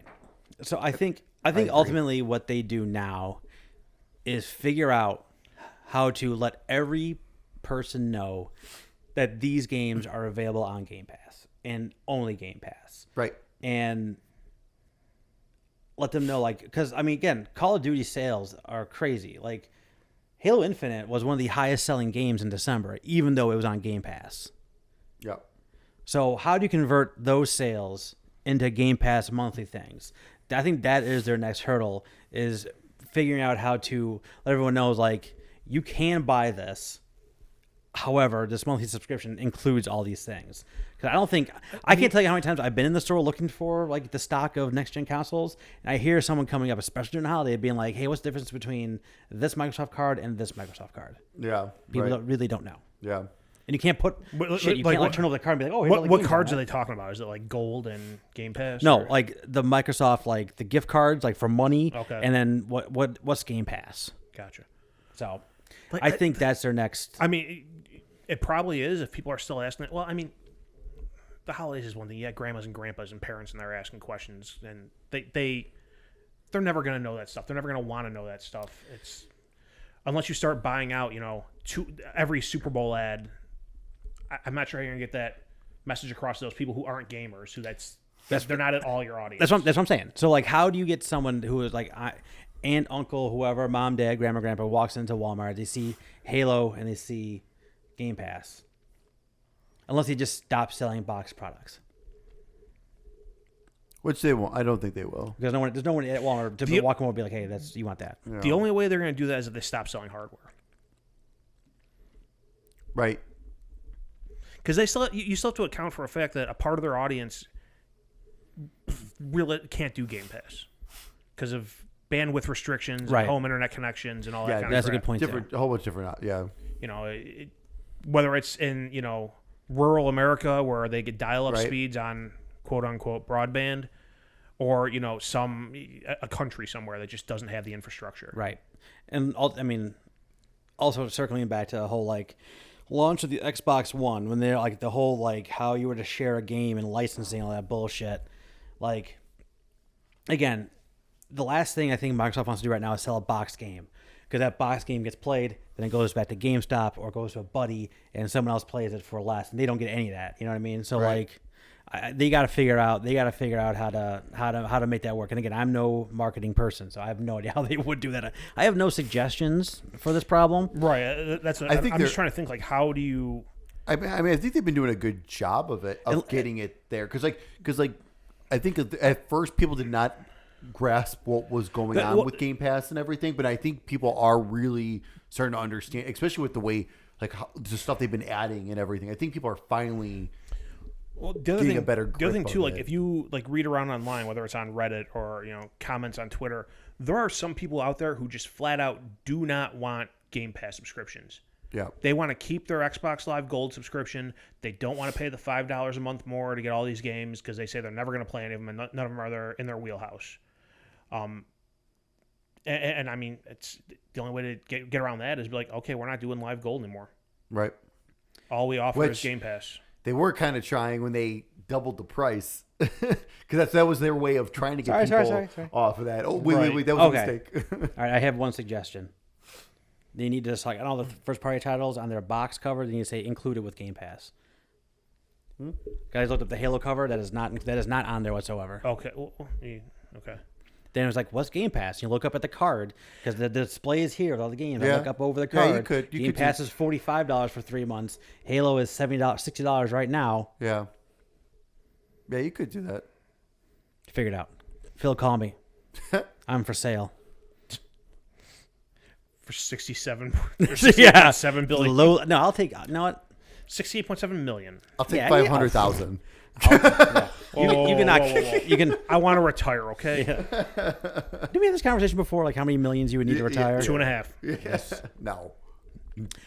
Yeah, you. Yeah, I know you. Yeah, no. 2.5 after taxes. I'm good. I think if I would have to get to the 8th figure. I don't think I would need to get to the 9th. If I got $20 million right now, Eighth figure for sure. You're getting greedy. You want to live like a millionaire. I just live life. I want to put that. I want to put that in. I want to put all that money into something that's going to recruit more in interest than I currently make. Yeah, 2.5 million. Anyway. All right. And again, let's put a pin in this. I'm sure we're going to be talking about this for the next 18 months. But anybody have anything else to talk about? Activision Blizzard? Not directly. Hang on. Uh-oh. Did something happen? No. Oh. All right. I was like, breaking news. Oh, God. Now what? Actually, maybe we should just flash it on Twitter really quick just to make sure we have Yeah. So much shit's been going on. I'm just so happy this happened before we recorded. Jesus. It's absolutely insane. Since we're talking about all this stuff and Xbox, I want to say, if anyone out there hasn't gone on YouTube and watched the documentary series Power On: The Story of Xbox, watch it. It is excellent. Ooh. I've been meaning to. I haven't gotten around to it. I've gotten yet. through the first episode and a half or chapter and a half. Yeah. It's really good. Nice. I bought it for free on Xbox. I need to watch it. It goes through it starts at the conceptualization of the idea of I heard that a video game system, not Xbox. They didn't know what the fuck it was called. Right. It starts from the idea phase. It's really good. I heard that first is awesome. Seeing them just seeing their minds trying to develop, just figure out what the fuck to do, is incredible. Well, not only that, but it gives you some insight into what the process was they had to go through to even get this to the table at Xbox, and it's really interesting. Or not Xbox, at Microsoft. That's awesome. No, I gotta sit down and watch that. The only new news is Wario64 put up Steam Deck verified games starting to show up. So they have lists of Steam Deck verified games. I just saw Shu posted a picture of him playing the Steam Deck with God of War on it. So God of War is playable. I am really trying not to want one of those things because I know I can't get one for a while. So I would really appreciate if they would stop making me want this. That's next month. Yeah, dude. Okay. Let's not talk about that. I want to forget about that for right now. I better sell that. I should go sell that Animal Crossing Switch I have. Yes, you should. They're in That's- shortage right now, so I should Yep, probably. I was going to say. I get Prime Dollar for that. They actually Yep. might be able, that could actually probably pay for my Steam Deck, Oh my god. or at least I was close. gonna say, oh, Close. Which At least one, half. Which one did you end up getting? I don't remember. So I put the $5 down on the 256 one, the 256 gig. That's the middle one, right? So that's the middle one. So that was the one that had the increased memory, Yeah. the faster memory. But the reason why I didn't go up to the 512 was just because like it supports SD cards. Right, 100%. So it's like, so I was just thinking and honestly for me, that's not going to be like a super main way of playing stuff. So and I'll have no issues like moving stuff with that. Like, it's like, all right, if I want to play a game on there, I'm going to have my game I'm going to play on. Oh, yeah, you know yeah, what I mean? So that's why I was like, well, with the SD card, I'll just get I want the faster memory. So I'm going to get the 256, of course. But yeah, and I just looked the other day. I think it was like, I want to say it was like $530 for that one. All right. So that's not like awful. No, that's pretty good. I like your shirt. Thank you. Is that Black Tiger? No. It was a Christmas gift for my son. Very nice. Yeah, before we get into game of the year stuff, do you get any weirdo gaming things for Christmas? I got one. I'm only bringing this whole thing up so I can bring this up. I don't think so. Does that have to be weird or can it just be a gaming thing? I got for It could be, Christmas? I mean, it could be any gaming related thing, I guess. I got an Oculus Quest 2. It's nice. Nice. The two things I got, I did get the 20th anniversary Microsoft controller. Oh, which I'm is jealous. I haven't even played a game with it yet because it just Was that feels... gifted to you or you gift that to yourself? No, that was gifted to me. Okay. And then, so you know, like that, like the world's tiniest like toys they've been making. Have you seen those? Like, Oh, yeah. they have everything. They have like Operation. So like All. arcade machines and Yeah, stuff. yeah. So like this, but they made the world's smallest Atari. So it has an actual working like television and it looks like an old like TV. It's like it's super small. Yeah. But it actually plays. Like you have the little joystick that plays, and it came with 10 games, That's awesome. including. games? Oh, I don't remember. It does include It's gotta have Mystical Command, right? It has Missile Command. Okay. And it has. Pitfall? Let me look it up. Someone else talk. Because that'd be awesome. No, I've actually seen some of these like those like Target, those ones that like Target for like $20. Someone actually had what do they have? It's a DDR machine. It actually has all four. Yes. I'm like, oh my god. I'm like, oh, every time I'm at Target, I always forget to look to see if they have it. But it's like it's only supposed to be like $20, so it's like nothing like crazy like price. But it's like hell yeah, even if there's like 10 songs this on thing. there. Oh my god, that's awesome. Look at this thing. I'm getting a cookie acceptance. Look at the cookies. I see it on every goddamn website I go to. That's awesome. That's really cool. All right, let me see what's on here. But yeah, Oh, but I've been wanting to get that DDR thing. And That'd the be cool. the bottom of the box is like an old school like carpet, Nice. so it looks like you're sitting on like old carpet. That's on this thing. awesome. I'm still looking for. Also, games. Microsoft now owns the corpse of Guitar Hero. They own a lot of corpses right now. They own the corpse of StarCraft Ghost. Prototype. Yep. Oh, those were so good. There's some good games that I Those are saw so on good. that I was excited about, but they're definitely not bringing back. All right, 10 fully playable video game console games: Asteroids, Breakout, Centipede Combat, Millipede, Missile Command, Pong, Tempest, Warlords, and Pac-Man. Oh, that's pretty good. That's a pretty good It'll be list. yours for $20. Yeah, that's not bad. Microsoft owns Kaboom. Oh yeah. Put that in Game Pass. I'll play that. I think it's time for Game of the Year, guys. What do you think? Woo! Time is it? It's time for Game of the Year. What year is Time it? for Game of the Year. So, the way we've done I Game need of my the phone Year for this. every year, we've never changed the rule. We've done this from moment one. This is our 6th Game of the Year. All right, let's bring it back. Sounds right. Let's bring it back. So we got first one was Ratchet and Clank, Yep. That was 2016. 2016. 2017 was. Oh my God! Oh my god, this is so far. This is so long ago now. For real. Oh.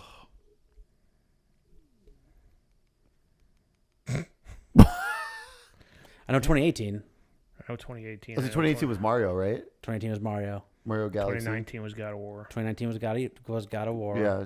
2020 was. Wait, is that right? God of War. No, came out in 15 2018. God of War came out. So in was 2018. 17 Mario? No, because Mario beat out Horizon. Right, which came out the same year as The Switch came out in 2017, so that must be right. Yeah, because that came out that same year, right? Right. Yeah. And Horizon, yeah. Yeah. We don't, none of us like Zelda. Right. That's right. That's right. Yeah, Mario, and then God of War, Mario, and then God of War, 2019 Control, was Control. and then Final 20. Fantasy VII Remake. No, we're missing one in Was here. 2020. 21 was Final Fantasy. Last year was Final Fantasy. Last year was Red Dead Redemption 2, but Well, no, we're going. No. officially was Final Keep your Fantasy. fucking lies out of here. We're trying to go off the record here. If I said Mario was a game of the year, you're gonna fucking say that Final Fantasy was a game of the year. Oh my God, which one are we missing? No, I think that's it. No, we're missing one. No, I feel Oh my God, I'm gonna start going back and looking through all our fucking we are episodes. so stupid. Oh God, we do this every year, and this is the first year we've been stuck on it. I was gonna say we usually roll right through it. Yeah. I was gonna say, what the hell? What do we? Look, we take 2 months off. Our minds are blanking. God damn it.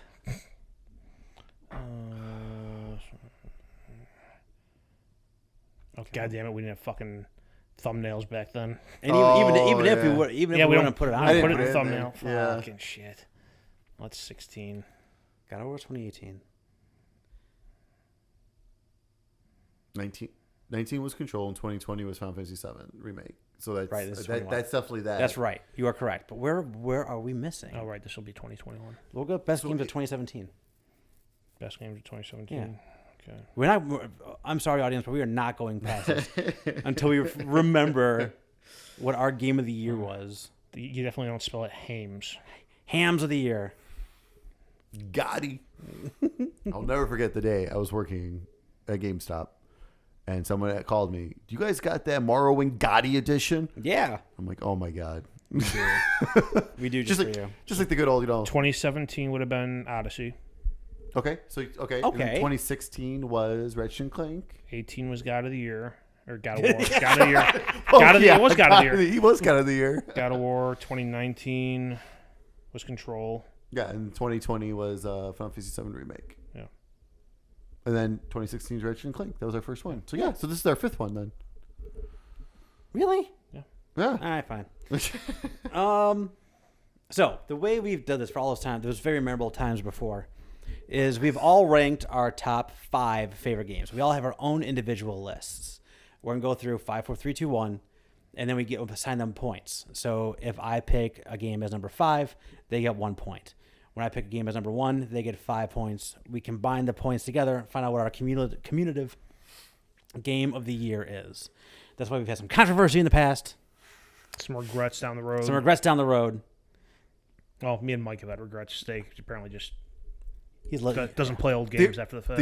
The year of Control was the only one that that was really crazy. That year was kind of crazy for all of us. Like honestly, it was like because just like the type of games that came out and everything, there wasn't anything quote unquote big that year. There was like a lot of it's good stuff, but it was like, and I kind of feel like that again this year. Yeah, we're kind of in that again Yeah. where there's a lot of Totally good agree. stuff, but nothing definitive. That's what I was going to say. We got to the end of the year, and I'm like, man, this is hard.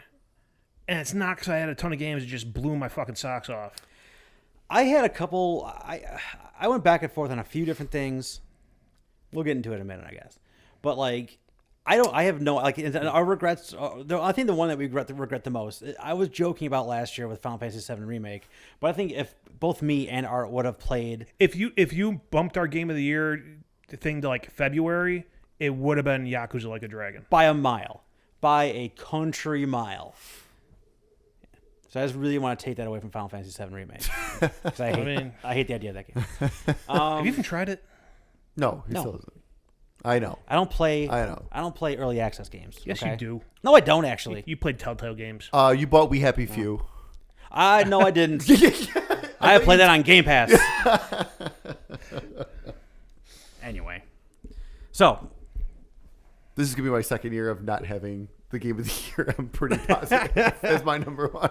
I don't know where this is going. I would not be surprised if we walked away with some kind of tie here. We might have some kind of. We might have a first. We have never had a tie. Yeah. Like I mean, we might have a tie like in like third, fourth, fifth. We don't even care about that. Like we really, it's like your first or your last. I think we've had like a couple that have come within like 1 or 2 points. Oh yeah, we have. Control was close. I think Control was a close one. Yeah, because I had that. Because you guys had that one. I had it at like 3. Because I really didn't play much, but it was still at 3. No, the closest one was Super Mario Odyssey and Horizon Zero Dawn. That's right. If I would have flip flopped my 1 and 2 because those were my 1 and 2 games, it would have changed it. That's right. All right, let's do it. Who wants to start? Number 5 game. Who wants to start? I will. There you go, Art. So I'm going to start this off by saying my list. There is bullshit already. No, I have a 1 through 5. There is, it's not 1 through 5. It's like 1, 2, 3. And there's a big gap, and then 4 or 5. Like I had 3 games I had to sit there and like actually sit and consider like which one of these is my game of the year. And there's 4 and 5, which is like I like this game. It was good. It was solid. It's not game of the year. It's another game that I was like it needs to be on a list somewhere, and I didn't do it the first time. So my number 5 is Doki Doki Literature Club Plus. Nice. I like it. I think, and Mike asked about this, and our text back and forth. He's like, "What about a game that like a new version was put out like this year?" And I'm like, I was already thinking about that, and I was going to go with it regardless what you guys say. Makes sense. That game is just it's so unique and so interesting that you need to play through it at least once if you can stomach what's going on in it. Like there are warnings at the start of the game. Heed those warnings. Yeah. Oh yeah.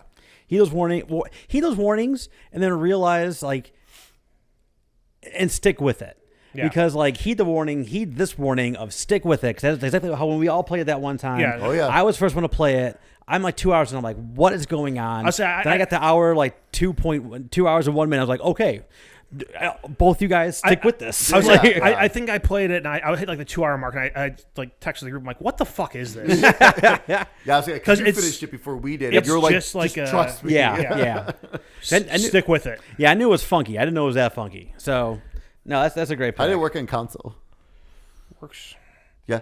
It's because some of the, not to get into. I don't want to get into it because I haven't played it myself yet on console. But some of the stuff was very PC specific. You're doing it through like a virtual PC. Oh, okay, cool. Okay. I was curious how that was going to work. You do kind of lose some of that experience. Yeah. But it gets across. Is the stuff they added cool? I don't know. I haven't played it. Oh, okay. I'll say I remember the broad strokes of Doki Doki. I don't know if I would remember firm details. I'm not gonna lie. I popped this game in for 10 seconds just so I could say I played it in 2021 and get on my list. Nice. Fair enough. That's fine. I did not need to play through it all the way again. I probably will at some point because I want to do the extra stuff they added. Yeah, It's really good. A bit to it, yeah.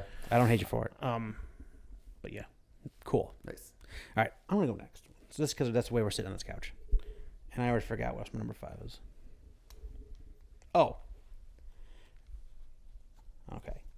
So this is a game I played before we went on our hiatus.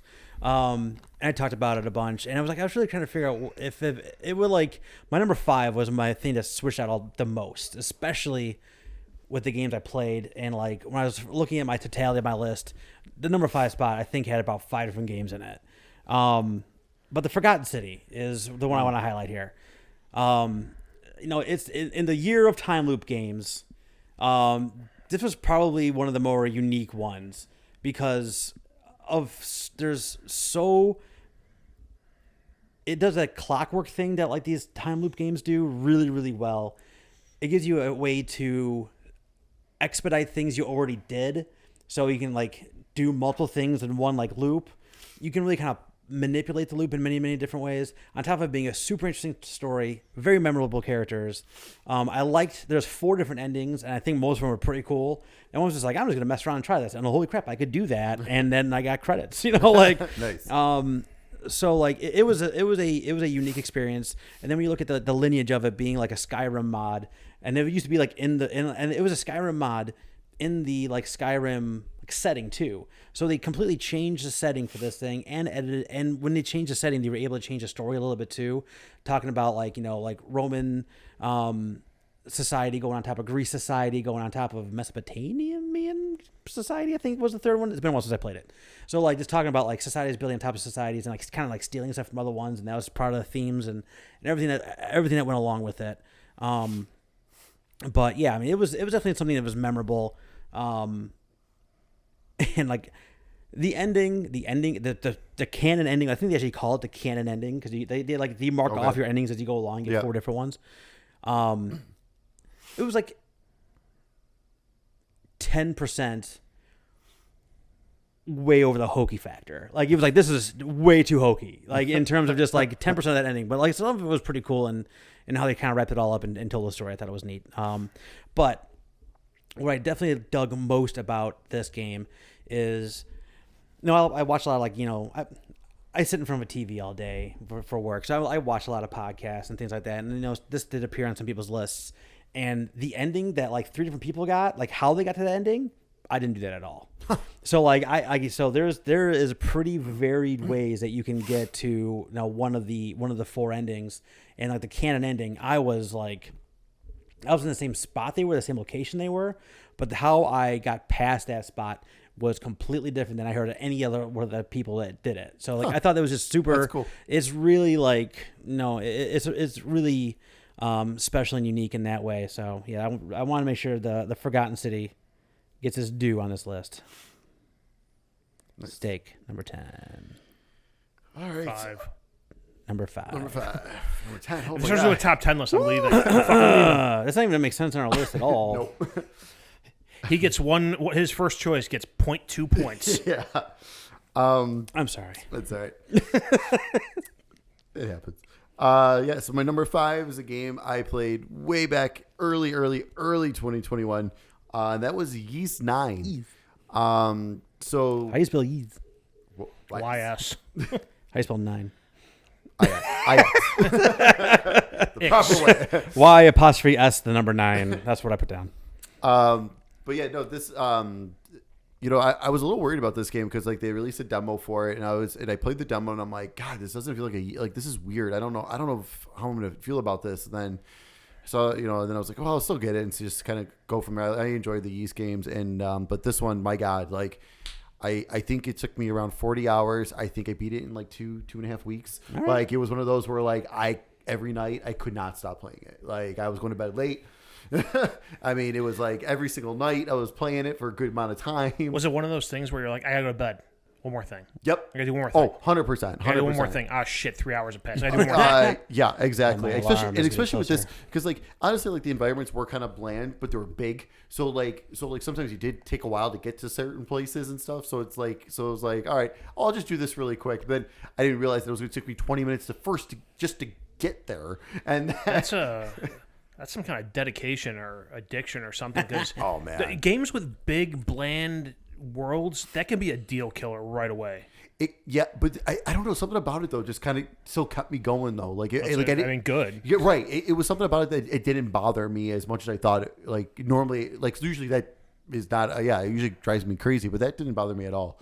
But yeah, it was. I thoroughly enjoyed it. They just added like co-op play to it too, which is kind of crazy. Which makes sense because you have like a whole bunch of different characters and you can switch them out and everything like that. But yeah, I really, really like that. And that series just continues to keep getting better and better. Nice. Oh, before we continue, do you got to do honorable mentions too? I don't have any. I've got a few. Okay, me too. All right, we do that at the very end. Yeah. Art. Number 4. My number 4 is Deathloop. Ooh. I thought it was a really interesting game. I thought they tie a whole bunch of different genres into that game. I thought the banter back and forth between Colt and Giuliano is very entertaining. The only knock I would say on it is it definitely feels like a first attempt at a game series kind of. It's you only have the 4 worlds and they're kind of reusing the assets over and over. I think they can kind of bland if you're if you kind of get stuck on a certain part of the story, but.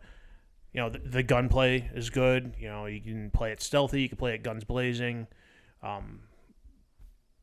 definitely thought it was a good game.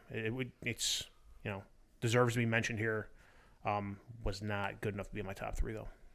Watch out. All right. No, you think I only have 5 things to remember? All right. My number 4, a game I haven't talked about yet. One of the new ones I played in the two months. Jesus. Number 4 is Kena Bridge of Spirits. Oh. I played it all the way through it, finished it. Pretty much what everyone said about it is exactly how I feel about it. It is unbelievably gorgeous. It is shocking how great the animation is. It is shocking how the worlds are realized, and just like there's so much to do in that world. The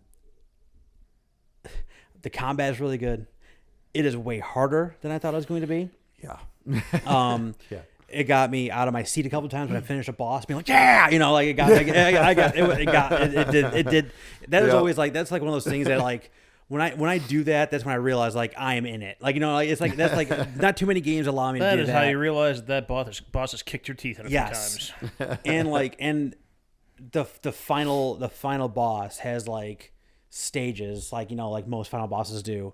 And I'm just like, I don't think I'm even halfway through this. Like, what am I gonna do? And then it's like you slowly learn and you try. Almost gives you that like that soulsy feel of rewarding, like kind of dying and learning something from it and going back and doing it again. The checkpoints are very forgiving in terms of just like the spot. Like you basically there's a save before every major thing that happens. So if that boss does kill you, you're just playing the boss again. You know, you're just right outside the door. Exactly. Yeah. It's like you just keep playing it over and over again. I really liked I thought the combat was above average, not great. The rot stuff is really cool. Those little black cute little guys. I don't know why they call it the rot, because they're too cute to be called rot. I was like really collecting all of them and had as many of them as possible. I love how they also enhance your abilities. So your rot is what you would get more rot, and you would allow you to upgrade your abilities. And you would use them like you have like the bow and arrows. You draw the bow and arrow, you hit the button that activates the rot, then all of a sudden it becomes like a rot arrow, and you shoot it and does like 3 times the damage. It goes through enemies and it does a bunch of different stuff. So like there is a pretty multi-tiered combat in that game, on top of just like the play of hitting people with your staff. So there's a lot going on there. I thought the story showed like this is like their first game. The stories were the thing that was just like, I'm going into this thing, I'm helping spirits pass, and I'm gonna help these people I find along the way. Yeah. That's all it is. Like that's pretty much all there is to it. Yeah. But man, like it's like when I finished that game, I was like, man, I'm gonna, because right before the thing that triggers credits, there's a save. And all the save spots allow you to quick travel to the different areas. I'm like, I'm gonna platinum this bitch. So like, I finish the game, I roll credits, I go back to that save right before you initiate it, and I look at it, I was just like, all right, what do I need here? It's like, okay, I gotta find a few more rot, I gotta find a few more hats. There's a hats collectible thing. If we had an award, like we did like an award ceremony, not just game of the year, and it was like, you know how MinMax does like dumbest thing of the year? It's hats. Hats is the dumbest thing of the year. I have spent a couple different games collecting hats for no reason. And I didn't have enough hats for all my rot even. Like I would have, like, but unless I want to like double up. Like that's stupid. There should be as many hats as there are rots at least. Right. So like everyone has their own little personality. But no. And it's like, all right, get all the hats, get all the rot, find all these. They have these in the main hub town. There's like, you know, this rot. I can't use the word rot because that's already in there. There's like this like goop, you know, covering all these different parts of town, and that's part of the things you're trying to clear up. Like you take away these, you know, these sad souls, and they clears up this goop. But you can like undo the goop by like finding things in the world, and it'll take, and you can open up different parts of that main world. So I did all those things, and I found a bunch of stuff. Like, I'm pretty close. And then the last trophy you got to get is beat it on, like, master difficulty. I'm like, well, that's not happening. I barely got through this as it was. There's no way I'm going to be able to do this on a harder difficulty. Yeah. I'm not going to lie. The first time I look through a trophy list, that's the first thing I look for is difficulty-related trophies. So I'm like, if I see, like, do it on the hardest difficulty, I'm like, well, it's not happening. So yeah, I mean, I can just get what I get. I can just play through and play this game. Yeah, I mean, I always do, like, when I finish the game, like, man, I'm going to go for it. And I look it up, and it was like, I can do all this other stuff. I don't think I can do this. But no, there was just a ton of serious imagination in that world, and I did really appreciate it. If they can just wrap it up with like a more compelling story, I think they could have something super special on their hands. But yeah, I really enjoyed Kena. I gotta get back to that and finish that. Stake number 4. All right, number 4 was is a game I played a ton of in this time off, and I finished. Are there any games here you haven't played a ton of? Man, I played it a lot. You play you play a lot of really long games. I do. Honestly, in all these games, all except for one, only one of them's under 20 hours. Oh, Jesus. And number 4. I have the opposite. Forgotten City was 5. Kena was, I think, like 11 or 12. Number 4, I think this one took me probably right around. I think it would end up being like right around 20, maybe even just slightly more. That'd be Guardians of the Galaxy. There it is. So, oh my god, I took so many screenshots while I was playing this game, and I'm like, fuck, I can't share any of this because there's a spoiler. But no, the game itself. So it was great. So when I jumped back into it, they had patched it to include the ray tracing. So I did play a little bit beforehand, and then with the ray tracing, my God, that game was freaking gorgeous. Like, and even more so. Like it was incredible. I would say I played it without the ray tracing, and I thought it looked great as it was. Oh man, it looked this even like bumped it up. Like I hate another level. I hate when they do that when they patch it stuff in after. Oh, it's always so after I stupid. finish the game. Yeah, I'm Spider-Man got me with that, with Miles Morales. Like, It was only like a month after too. Like that they. I was done. It. That's right. God, the story is just. The story was amazing. Everything about the story was amazing. The characters were awesome. The writing was hilarious. I mean, it's fantastic. The only reason that it's not higher on my list is the combat. I had to go down to the easy difficulty because there was, I forget what battle. Oh, which battle was I forget. There was one battle I died probably 10 times in a row, and I wasn't even like close. Like was it one of the ones where you're fighting like the floating shamans or whatever? Yeah. Yes. The priests or whatever they're called. When you first go to the grand what's his name? I'm blanking on his name. I don't remember his name. Riker. Thank you. When the first time you're at his place, and then you're on that platform. That was the part, and then I'm like, okay, this sucks. I do not want this to hold up me getting through this game, and I'm like, fuck it, I'm putting it on easy. And honestly, even on easy, throughout the rest of the game, I still died a couple times during combat. Those guys are a son of a bitch. Yeah, I mean, it was just like, I don't know, just like the combat itself, like I think can be improved. I think on it, honestly, it's not like the worst thing I've played like at all. Like I think it's very interesting, and I like the team ups and all that kind of stuff like that, and I did enjoy that stuff. But I think I wish I could have been a little more powerful myself. Like, and I know they were purposely trying to make you like so you would use more of the team moves and stuff like that. But I just felt like I was stupid weak at times. Like I was like, all right, my guns are barely doing anything. Like at this point, like especially with like those floating guys and stuff. I was like, oh my god. And then like when you get like later levels too, like some of those robots that like had like the shields that surround them and stuff like that. It was like, oh my, like getting that button to trigger so your friend could bash them to like shut down the shield. Like sometimes sometimes I got it like that, and other times it took forever to get that prompt to get going. Yeah, not to spoil anything, but I played that game too. And hey, me too. And yeah, I'm totally with you on two of your points. One, like Star-Lord himself, like his abilities were just like, I would almost forget about him because I'm just like waiting to get like those big like from all my teammates.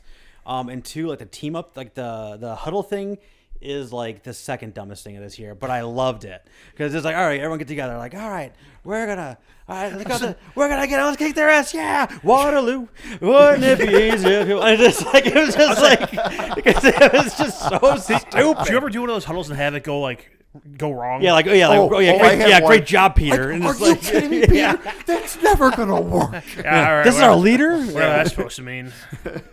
Oh yeah, but yeah, no, I am totally on board with everything you just said on that. But it had my favorite bit of the year, which is that damn fridge. Fuck that fridge. Oh my God. I closed that fridge so many Yeah. times. Me too. Every So single many time. After I did it like 50 times, I went and looked like, is there a trophy for closing this thing 100 times or something? 'Cause No, it should be. there was a payoff of like, I got that. Did you get the payoff of like everyone yeah. talking about it? I don't remember. Oh yeah, there's something. I don't want to say it because it's like I'm not going to go back and play it, man. I know I won't. Oh, Okay. tell me later if you want to spoil things. 30-second spoiler for Guardians of the Galaxy stupid fridge bit. And now, so at one point when you close it and be like, and he like. Peter's is like, why do I always gotta close this? Guys, you gotta close this. Then Racket's like, I've been closing it every time. Why you guys aren't closing it? And like, then Drax's like, I've been closing it every time. Why are you talking about? So they're all closing it all the time, and they all think everyone else is leaving it open. I think I got that. I'm not right. It's been a while since I played it. So It was fun. that, That and was so funny. That and then Mantis like, oh, this is the one where you love closing the fridge. I got that one too. Oh, Mantis was amazing. Mantis, like amazing. everyone was talking. Okay, this is off spoilers. Everyone talked about like oh, this isn't the Guardians from the movie, but this Mantis was so much more entertaining. Oh, than she a was movie awesome. Mantis. She was She awesome. was a highlight of this for me. All right, I'm not stealing it. What else? This is your fourth game of the year, so I don't want to steal anything else from your. That's all I want to say because I know we're gonna be going. I know this is gonna come up again. Yeah, right. So yeah, but that's honestly. But like I said, the combat is what held it back from being higher on my list. That's on. But I fully enjoyed it. I want more. I don't want more. Oh, you're gonna get more. Don't worry about that. Art number 3. My number 3 is Hitman 3. Oh, okay. Do you just like the symmetry? Yeah. I understand. No, well, I had to go back like look at the list, and I'm like, I did actually like these top 3. I had to stop and think. I'm like, some of these are a while ago. Gotta make sure I'm not like biasing things based on time. So I sat there and like dwelled on this for longer than I should have. But that game, it's no secret. I love those games. And that specifically, that trilogy, I thought it was a great wrap up. There actually is a story in all 3 of these games, which, it's kind of hard to believe because the missions, you just go find guy, kill guy, do it creatively if you can. But it's really good. The story, they take you through some twists and turns in this one. The different environments they put you in this game, you're at a skyscraper in Dubai, you're at a winery, you're in English Manor in the countryside. I'm trying to think what some of the other ones were. But there's just the variety of places they put you into this game, and the different ways you can kill people and hide the bodies, and sometimes you go through and you can pull things off smoothly, and sometimes things go tits up and you got to shoot your way out of there. And if you want to, you can go through and replay each level a bunch of times. If you want, you can go through and play once and meticulously plan it out, and see the patterns that everyone takes, and try to work around that. I just love that series of games. I'm glad that they're putting the trilogy on Game Pass because, like Mike said, you can go through them now, and if you're not into replaying the same thing over and over, you can go through and do it once, and you have more than a game's worth of content there, I would say. And to be able to do it that way and get that whole story in that straight shot is it's pretty cool. I'm looking forward to it. I'm like for real looking forward because I really liked what Hitman. I played the first one, like I said, and I really really did like that. But like having like I don't want to say it's like a full game, but like all 3 of those games are full games, right? But like just like having it fit my playstyle more, right? I'm super excited for it. If you're the type of person that you just want to you want to go through each level once, maybe you'll do it twice if you want to have something else in mind. I don't think those games are worth $60 if you're going to go through it once, because you can blow through that in 4 hours, 5 hours. But to get them all like that, and especially if you're already a Game Pass subscriber, it's a great chance to check it out, and you can just streamline the whole thing. That was something cool they did with Hitman 3 also, was they gave you the ability to import the maps from the other 2 games. Mm-hmm. Oh, and they like improve them too, right? Like they're with a new engine. Yeah. I'm not sure there was like big noticeable improvements, but you can go through there and do replay the missions and get the mastery levels, and then unlock new weapons. So you could start off in the Hitman 3 levels with some of those new weapons, or nice. Gadgets hidden throughout the map, or Obviously not new spawn points because they're different maps, but yeah. And I haven't done any of the post-launch content, but they have a year of content out already. They've already announced their year 2 roadmap for Hitman 3, which is going to include making the game playable in VR. Which hopefully they'll make that part of the PC Game Pass. I think that also. was part of the Game Pass. Oh yeah, that would be kind of cool. I mean, it's part of it's part of the PC, so I don't see why. It's the same game. Bring it on. I want to get all kinds of disoriented while I'm killing people. Yeah, that's my number 3 for the year. My number 3 is Life is Strange: True Colors. I think that I finished that game when we talked last time. Like I just finished it, and I've gotten a chance to ruminate on it. And the more and more I think about it, the more and more I just really did enjoy all those choices and that town, and just like how unbelievable they were able to make such a rich story that took place basically on one block of that game. It is beautifully crafted, and there's so much to do in that world, so many people to interact with, and so many things to do. What I didn't mention when I talked about it last time, and I can't believe I didn't do this, is just how good the performances are. Especially the actress who played Alex Chen, who was the main character. There's a couple different portions, and there's a couple different parts in that game where it's when her brother dies in the first chapter. Sorry, everyone, it's on every trailer. Well, there goes my sale. But that moment where that happens, her performance is like kind of like paused my room. You know what I mean? It really it's powerful. And felt very real. On top of the performance of dealing with things later on in the episodes with more real, like internal problems of herself, not just dealing with the things happening to her externally. It was really profound. Probably, I think this is my favorite Life is Strange. I don't know if I said that last time either, but this definitely is. And they just have. I mean, this was the first time they did it. Release it all together. It was full price, right? And they can have my $60, $70 whenever they want it. Whenever they put out another game, including DLC and all that good stuff. Right? Did they used to do like the episodic releases? Yep. Oh, Life is Strange 2 is way episodic. Life is Strange 2 was the death of episodic games. It took a year. Yeah. Well, then it should be a game of the year then if they killed episodic games. Life is Strange 2 took a year to get all 5 episodes out. And it was ridiculous. And it was like 5 months apart. So Yeah, it wasn't like it was like every 2 months you got one or something like that. It was like it was crazy. It was nuts. And like this one having it all together. Like I said, I played the DLC. What's really funny about this is like the DLC this DLC is a prequel with a character that first showed up in the prequel of Life is Strange. Huh. So in both the prequel to Life is Strange, the Before the Storm and Wavelength, made me feel better about the choice I made in the regular game. Like, yes, I did the right thing by these people. I think anyway. Nice. So yeah, no, I mean, I already gushed about Life is Strange. I think that y'all should play it. Stake number 3. All right. Yeah, I'm looking forward to starting that up. Yeah, I can see it right there. Yeah, it's right there. It's on the wire. Got a couple other things I'm gonna finish up first, but so my number 3 is Ratchet and Clank. So this is absolutely stunning. It's more Ratchet and Clank, which is not a bad thing. It's great. I mean, the haptic feedback the PS5 brings in is incredible. I thoroughly enjoyed it. Very easy platinum. Very easy platinum in a short amount of time. Yeah, no master mode there for that one. I'm pretty sure when I finished that game, I had like maybe 2 or 3 trophies to go back and clean up. Yeah, I had a couple I had to go clean up, which actually probably only, and honestly, it took me, I think, like an hour to clean them up too. Yeah. So I think it took me like 14 hours total to get like the full platinum on this one. This was my not under 20 hour game. But I mean, it's great. I mean, it's fantastic. If you have a PS5, you should own this. You should play this. I love Ratchet and Clank. It's more Ratchet. Like I said, it's more Ratchet and Clank, which again is not a bad thing. It was a very good game. Yeah, I'll jump in here because it's my number 2. So. No. Write that down. Yeah.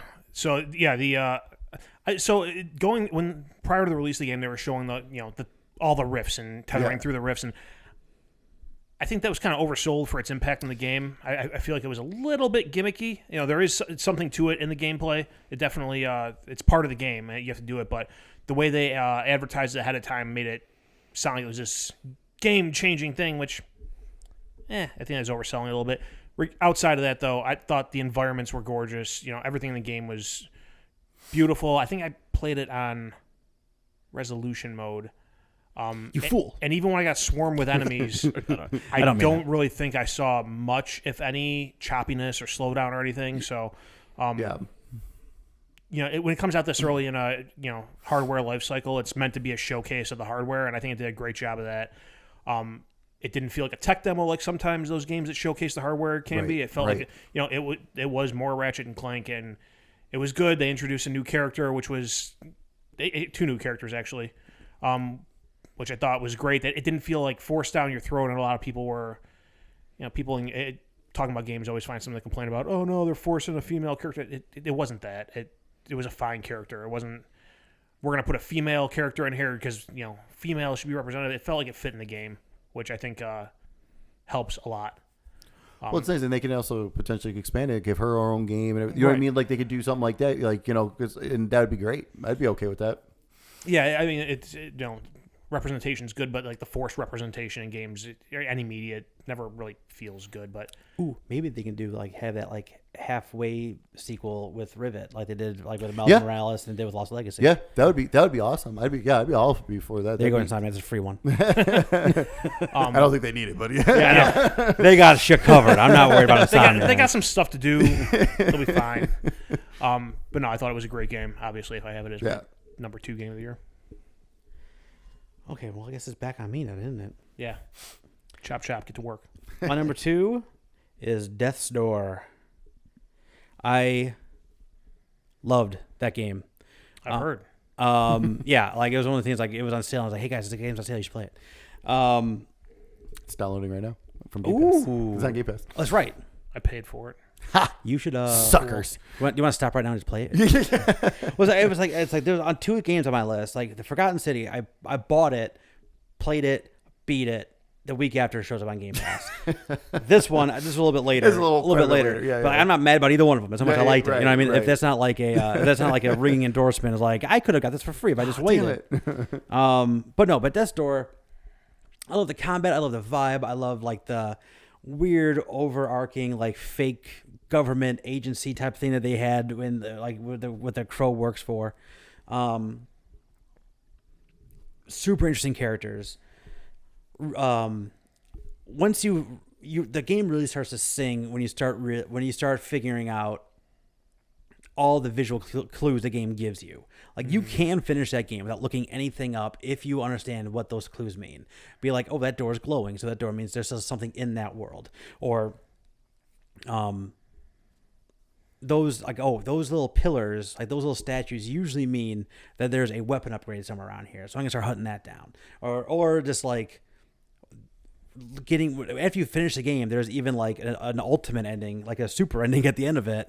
And even in each one of those things, they do the really smart gameplay choice of taking away almost all the enemies. It turns into almost like an adventure game at the very end. And I was just so in for that. And I was because I was done with the combat at that point. Because again, obviously it's an action combat game, so the last couple levels are just is just combat. There's so much fighting going on.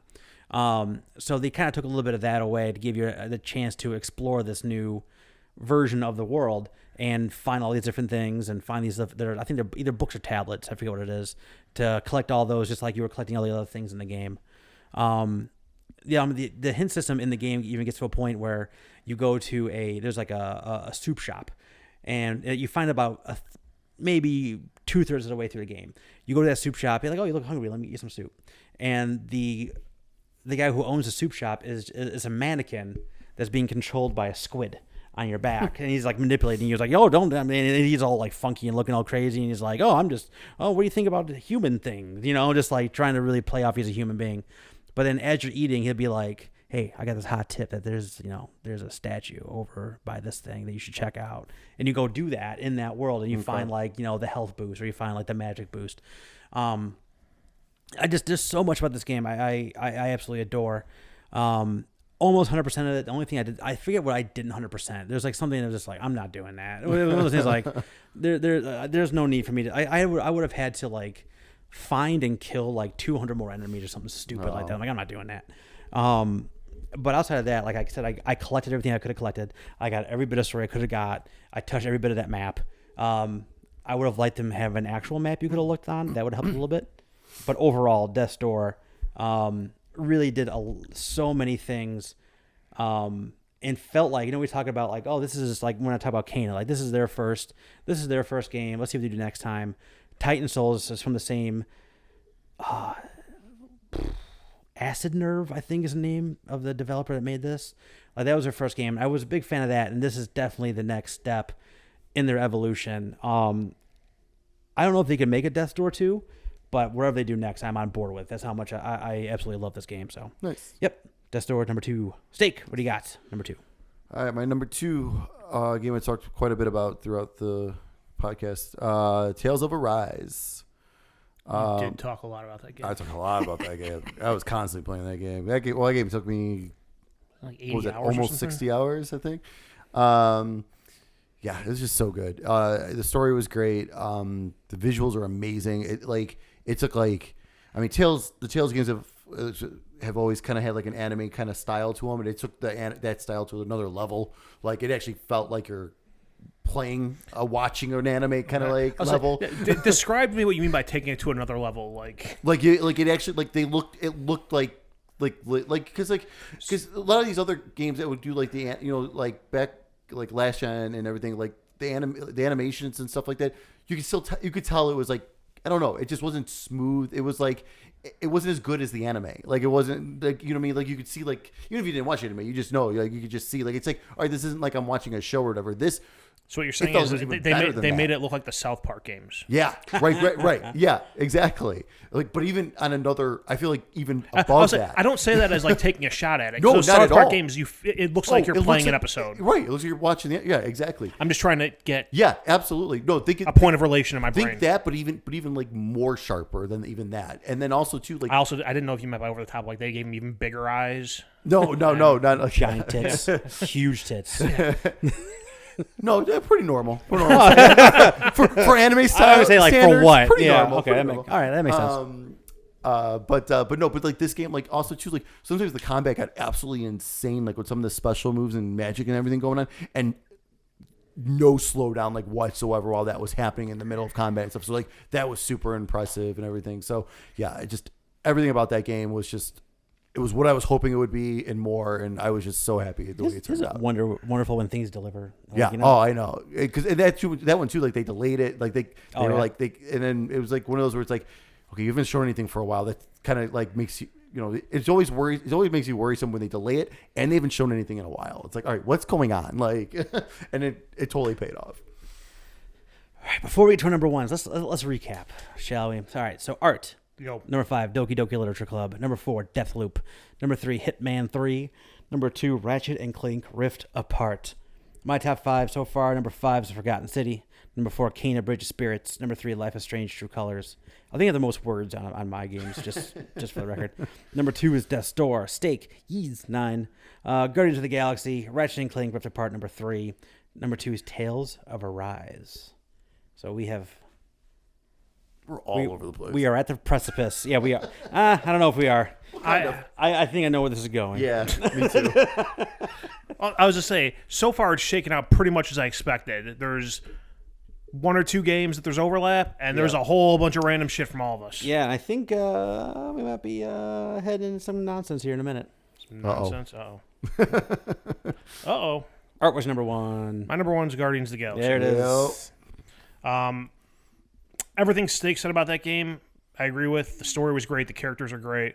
I'm a Johnny-come-lately to the whole comic book Marvel thing, so I don't have the reference of comic books for these characters. I only have the reference to the movies. I actually think all around, I thought the characters in this game were much better developed than they are in the movies, which was kind of a concern of mine going in. Like, I'm used to the movies. These guys all look kind of weird. How's this going to go? I think part of that is, having 20 hours to develop a character and, a personality for them as opposed to 5 hours across 2 movies. It makes a big difference, which I've been arguing for a long time is, games and movies, why there's a big difference there. But, having them, A, meet my expectation that it was not going to be the same as the movies, and B, have a better outcome for me than the movie characters was great. The whole idea of this brainwashed zombie cult that they basically turned into definitely caught me off guard for what would be a story in this game. The game is beautiful. The combat, it was hard at times. I just kind of gritted my teeth and pushed through it because at some point the combat's going to get hard in games. It does get repetitive, but I feel like in a game this style, this length, you're going to have repetitive combat. I mean, looking back last year at Final Fantasy, the combat got repetitive in that game too. I mean, it's going to happen. It's definitely, you have to pay attention to when those special attacks unlock for your teammates as well as yourself. When to use each one, when to use the special shots from Peter's blasters. I mean, there's some strategy and some attention to detail you have to pay attention to in the game. It sucks when you're fighting those floating, I don't know what the hell they are, priests or whatever the hell they call them. And they down three of your teammates. Well, shit. Now I got to run around and try to get them up and stay alive. And because the way you stay alive in that game is you kill things and they pop out orbs, and you got to grab the orbs, and that replenishes your life. Yeah. So it's one of those games that gives you motivation to stay in the battle and keep killing things because it's the only way you're going to stay alive. But I thought the story was great in that game. I thought the character development was great. I thought it looked great with all the different environments that they put you in, being on the different planets.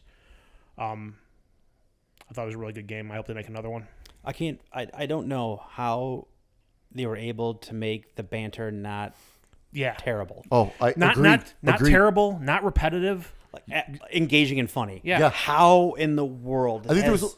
Yeah, they only had a couple times where it repeated something a couple times. The whole time when you're walking through empty, empty-ish areas in the world, they keep it interesting with the banner. You're on the ship between missions. There's banner. Yep. And you accidentally shoot off around to the wall. Like, Peter, what are you doing? Or oh, here he goes walking off again. You're like, I know. That's how I play. No, especially when I play games like that, I'm trying to find all the collectibles. All places. Where'd you go? We're doing something important here, Pete. We're doing something important here, Quill. Where are you going? Yep. It's really remarkable what they were able to do with Guardians. Yeah.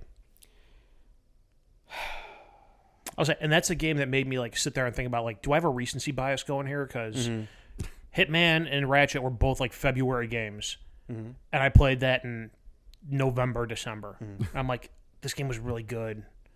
Those other games are good too. And I just there and think about it. Is it just because this is a recent game I played?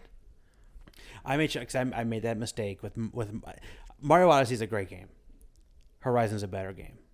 I should have flipped those two. So I really take a minute when I'm making my list now to think.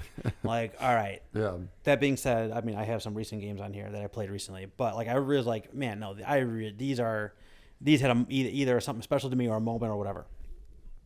My number one game is Deathloop. Ooh.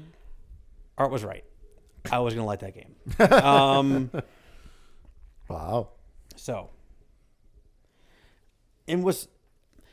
there's two things that always hook me in games. One, when I had that moment of I don't know what the hell I'm doing. And this game was specifically more frustrating than most other games because I saw this game 5 million freaking times before it got released. How do I not know how to power up my guy or do something? I've watched hours of video on this game just because I want to watch press conferences from Sony. And so, Art talked about the 4 different locations. So there's really there's the 4 different locations, but there's also morning, 4 different times a day. It's morning, before noon, afternoon, and evening. So they all kind of vary up and what you can and can't do on those things. So and then they have a I don't know, but they have a quest log for either weapons you're trying to find, or slabs you're trying to find slabs or the special abilities, or you killing one of the visionaries. And the whole idea is you're trying to kill all 8 of the visionaries, right? That's in one loop. In one loop. So you got to kill 8 visionaries in 4 sections of the day. In one day. So and they call it a murder puzzle. You're trying to get them all how am I going to line these guys up to do that? There's 8 guys. You have to kill multiple in some location. Right. So how, and they're all over the place. Some people are in there's when you start the game, there's 2 guys in this one section. There's one guy over here. This person doesn't even appear until the evening. And how am I even gonna how you get into I just keep dying. I'm like saving some of my weapons, but not letting any of the good ones. I'm like, I'm supposed to line these guys up. What am I supposed to do? The hook is just like, no, you just go kill them when you can. Because that makes you more powerful. That gives you their weapons. Because you are able to kill them. Because they're not that much more powerful than like a normal enemy. Like they're a little bit more powerful, but not too like they're not like superpowers. It's like they're mid bosses at best. I say, and there's some that you run into. It's like they're not even powerful. They're just elusive. Right. Yeah. Right. Exactly. So they're used because each one of them have their slab. So you can collect a slab from each one of those guys. But every time you kill them and collect the same slab again, you get like an augment on that slab. So like one of the earliest one, I think it's called Kinesis, where you can like connect enemies together. So if I have like early on, if I have like one or two guys in the same area, I can hit them with a kinesis and it connects them both. So if I kill one of them, it kills both of them. Later on, I can hit the area with kinesis, and as they're walking around, they're like connecting more and more people. So like you can connect like 8, 9, 10 people in one thing, do one headshot and kill them all at once. So like, but you can't do that off the bat. Like you got to get that ability a couple different times before you can unlock that. Juliana's also carrying tablets or slabs, so like you can get slabs from her too if you're able to kill her if she invades your game. Which I don't know what your experience was. In mine, she's pretty easy to kill if you're not doing the PvP stuff. I was playing AI too because like I got enough problems. Yeah, I got enough problems with people. I don't need that in my life. With people. So, yeah. So like I'm going through the game. I'm just like I got a couple of okay weapons, but I'm just dying. So like the thing is like, no, just go through the day, do what you can, do a couple quests, but more importantly, if you find a guy that's in an area, just kill him. If you're in that area with a guy, you just gotta find him and kill him, get their slab, get their weapon, start getting enough residium, which is like the currency you use to like save weapons and save slabs. So and now, don't you use that to upgrade weapons too? No, you use you get those like the perks. I forget what they call them. Trinkets, I think is what they call them. So you get trinkets for the slabs. It's been a minute since I played. Yeah, no, you're good. You get trinkets from and you just find them laying around sometimes when you kill people and drop them. You get personal trinkets and you get trinkets you put on your weapons. That's what it is. So I can get like double jump, or I can get I can hack faster because they have a hacking like thing. So like starting to put those things together and advancing the story and finding the things I need to find. And you start seeing it kind of start to unravel. Be like, okay, you find a little, like I feel like I said I was lost, and that's when you find a little bit of a thread and you pull it, and then you find a little bit more, and it's like all of a sudden it's just like it starts to open up, and the possibilities seem endless because there's so many different ways you can attack the part of town. There's so many different weapons you can choose from. There's so many different trinkets you can put to augment those weapons, and if you save a weapon, you can between each part of the day you can swap those weapons out and swap those slabs out and swap all those things out. What are you saying? I don't know. Okay. Clearly, it was very important. Oh no, I was gonna say like sometimes you find that boss and you kill them, and at that point, once you get their weapon and their slab, you just get me to the end of the day so I can save this shit and I'll start the next day and redo the little bit I did and go from there. I mean, it turns into more than just hunting these guys down or finding the clues. Like sometimes you have to do inventory management and just get to the end of the fucking day. Oh yeah, and like there's sometimes they make a decision. I mean, you had the decision was like the way you get to the end of the part of the day is you got to go back to like where you started. Like there's these underground tunnels. You come out of the tunnel, you go and you do your mission, and you got to get back to the tunnel. Once you get back to the tunnel, the day progresses, and then you can start looking at your inventory, save things with the residium, and do a bunch of different stuff. And then wrap all that stuff together with an amazing aesthetic. Art talked about the story and like the banter between Colt and Juliana, which is really great, and it just amps up as the game goes on. Well, part of the game too is like you're unraveling you're finding out the story between those two, right? Because like when you wake up as Colt, you have no idea what's going on. It's like amnesia. Yeah, and Juliana's like, oh, here we are again. Here you don't remember again. So like, all right, let's go through all this again, and then like, I don't want to spoil too much of the story, but like, how do the visionaries all tie into that? Who are the visionaries? And I think most of the visionaries are very memorable too. There are sections of the world definitely are. And then, like I said, everything kind of starts to unravel, and then you're finding more and more things, and then you get sidetracked with a little side mission that gives you a better trinket, that gives you a better gun, and then by the time you're getting to you've done everything you can do, it's time to do the final day. I've done everything I think I'm ready to do, and you've got everything lined up. You have a game plan. I got to the point where I was like, I had different loadouts for different parts of the day for the final one. Because like I know exactly what I'm gonna do, and you get in there and it goes awry. So like, oh, all right, start the day over again. Here we go. I gotta do this better.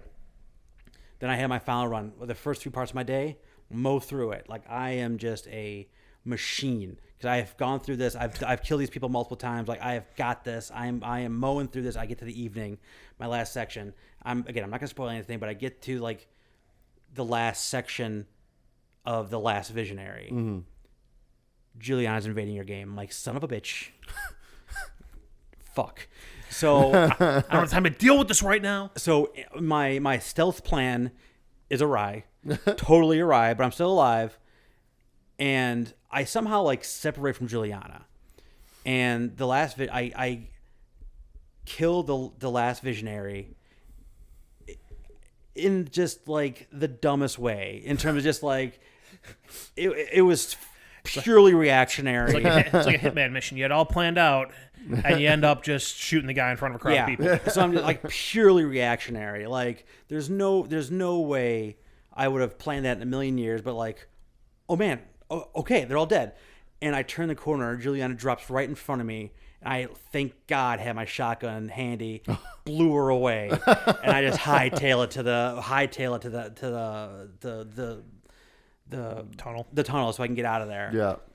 And you then at that point, then you get to the ending, and I know I did not pick the ending they wanted me to pick, but that is a choice I have made, and I'm happy with it. And it was just that moment of just like, and that is what made the game for me. Is just like there's so much you can do into it. I said I gave it was such a plan, but you can't treat that game like classical music. You got to be jazz. Like you got to stay loose. You got to be ready for anything, and you sometimes got to roll the punches and do the best with the worst, and just do what you can do.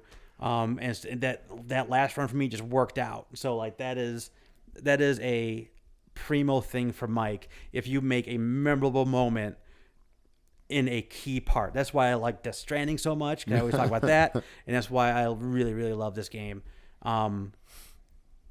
It's like I did the last day, and like you can go back, and like do your last save or whatever it is. And I was like, nah, I'm good, man. This was it. This is my ending. I got through it. There are other side missions I didn't get. There's some really obtuse stuff you can find, just like, a safe with like a couple of clues. Like, what the fuck is this? Like, there's all kinds of stuff like in that game, and and there's just so much heart and so much character. It's really something special. And that's one of those things where it's like, okay, it's 4:30 in the morning. I need to stop playing this game. But yeah, I mean that's why one more section. Kind of, yeah. I was just like, all right, I just got to get like,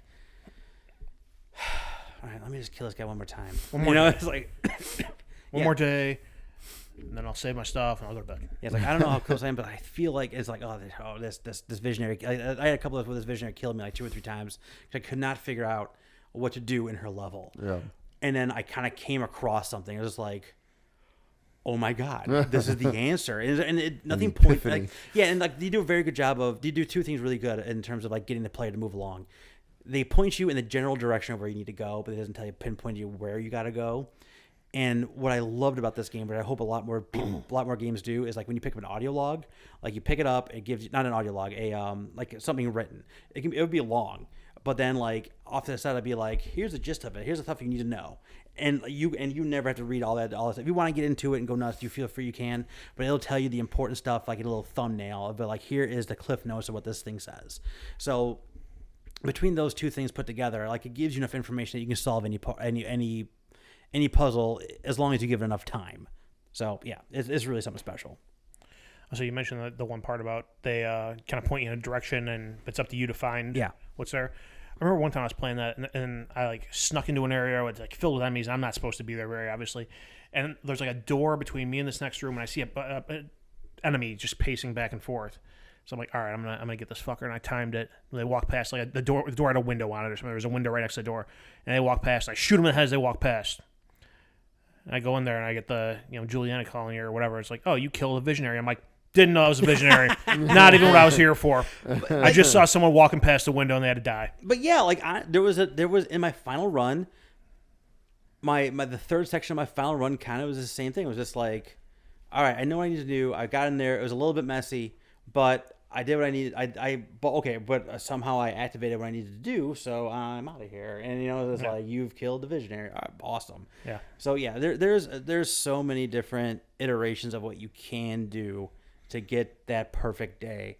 So I mean, I can't even fathom just like the design of how to make all those pieces move the way they move, because yes, the same people do show up every single time you do it, and you can, but there's no like monster clauses or anything either. Like you can kill everyone in the entire level and be completely clear of it. Yep. And just go around and walk around if you wanted to. Like there were some times where I did that. I was like, I don't know where I gotta go. Yeah. I'm just going Rambo on this thing. This way I have some time to look around. That's what I did the first time I encountered the library.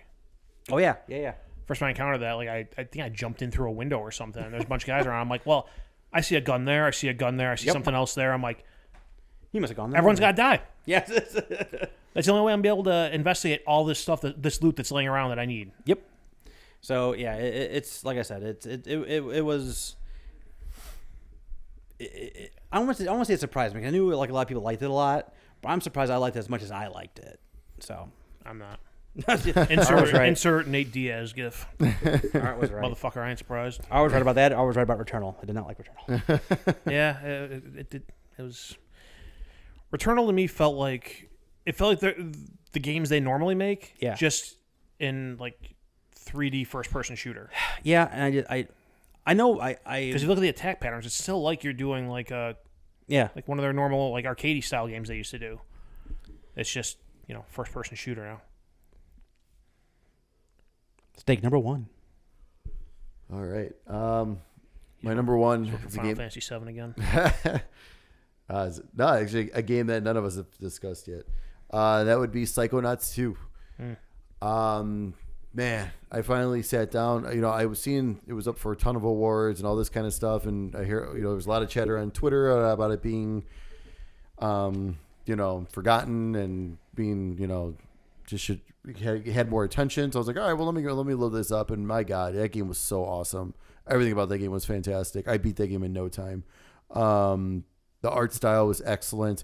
It was really cool. There's different times you go in some different areas and like the art style would change. Like good old Tim Schafer way. Or he just, he's like, yeah, with his art styles, it's insane when he gets, but like, it's just, it's crazy. Like when you're going into these people's minds and stuff like that. And it's like, it's totally like crazy, like with the mental health and everything like that. And it's like, it's pretty legit. Like there's times where you're like, oh man, like there's times you get into it and you're like, I feel for this person, like, and stuff like that. Like just for something that was a goofy situation. And then all of a sudden you're like, oh, I feel bad for this guy. Like, holy cow, this guy's fucked up. Like, yeah. I'm glad I'm here to rearrange and help and fix him. But yeah, that game was just, oh my God. It was a great platformer.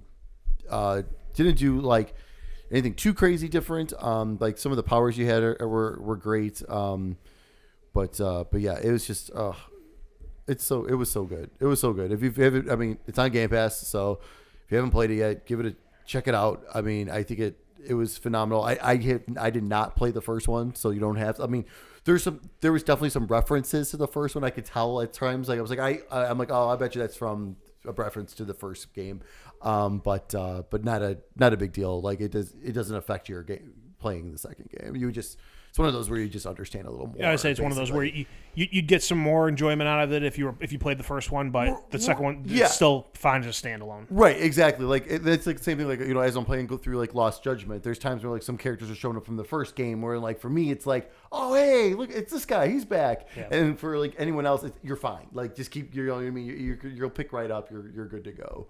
So, but yeah, no, Psychonauts 2 is just, oh my God, it's so good, and it makes me, I'm excited for see what Double Fine does now with full Microsoft money, like through the whole development going forward. Got it. Well, so how fucked up are we? Well, we've never had a tie before. We have a 3-way tie. Ratchet, Guardians, and Deathloop all has 7. Oh my God. Oh my God. It's bad enough if we had a tie, but Jesus. Well, we always said we figure out when it gets here. think so I here win. it is. I win. Well, yeah, you win. You had all three. I win. Yeah, I did. I only had one. Art wins. Okay, here's Art is game of the year. All right, here is. Oh God. Here's what I propose.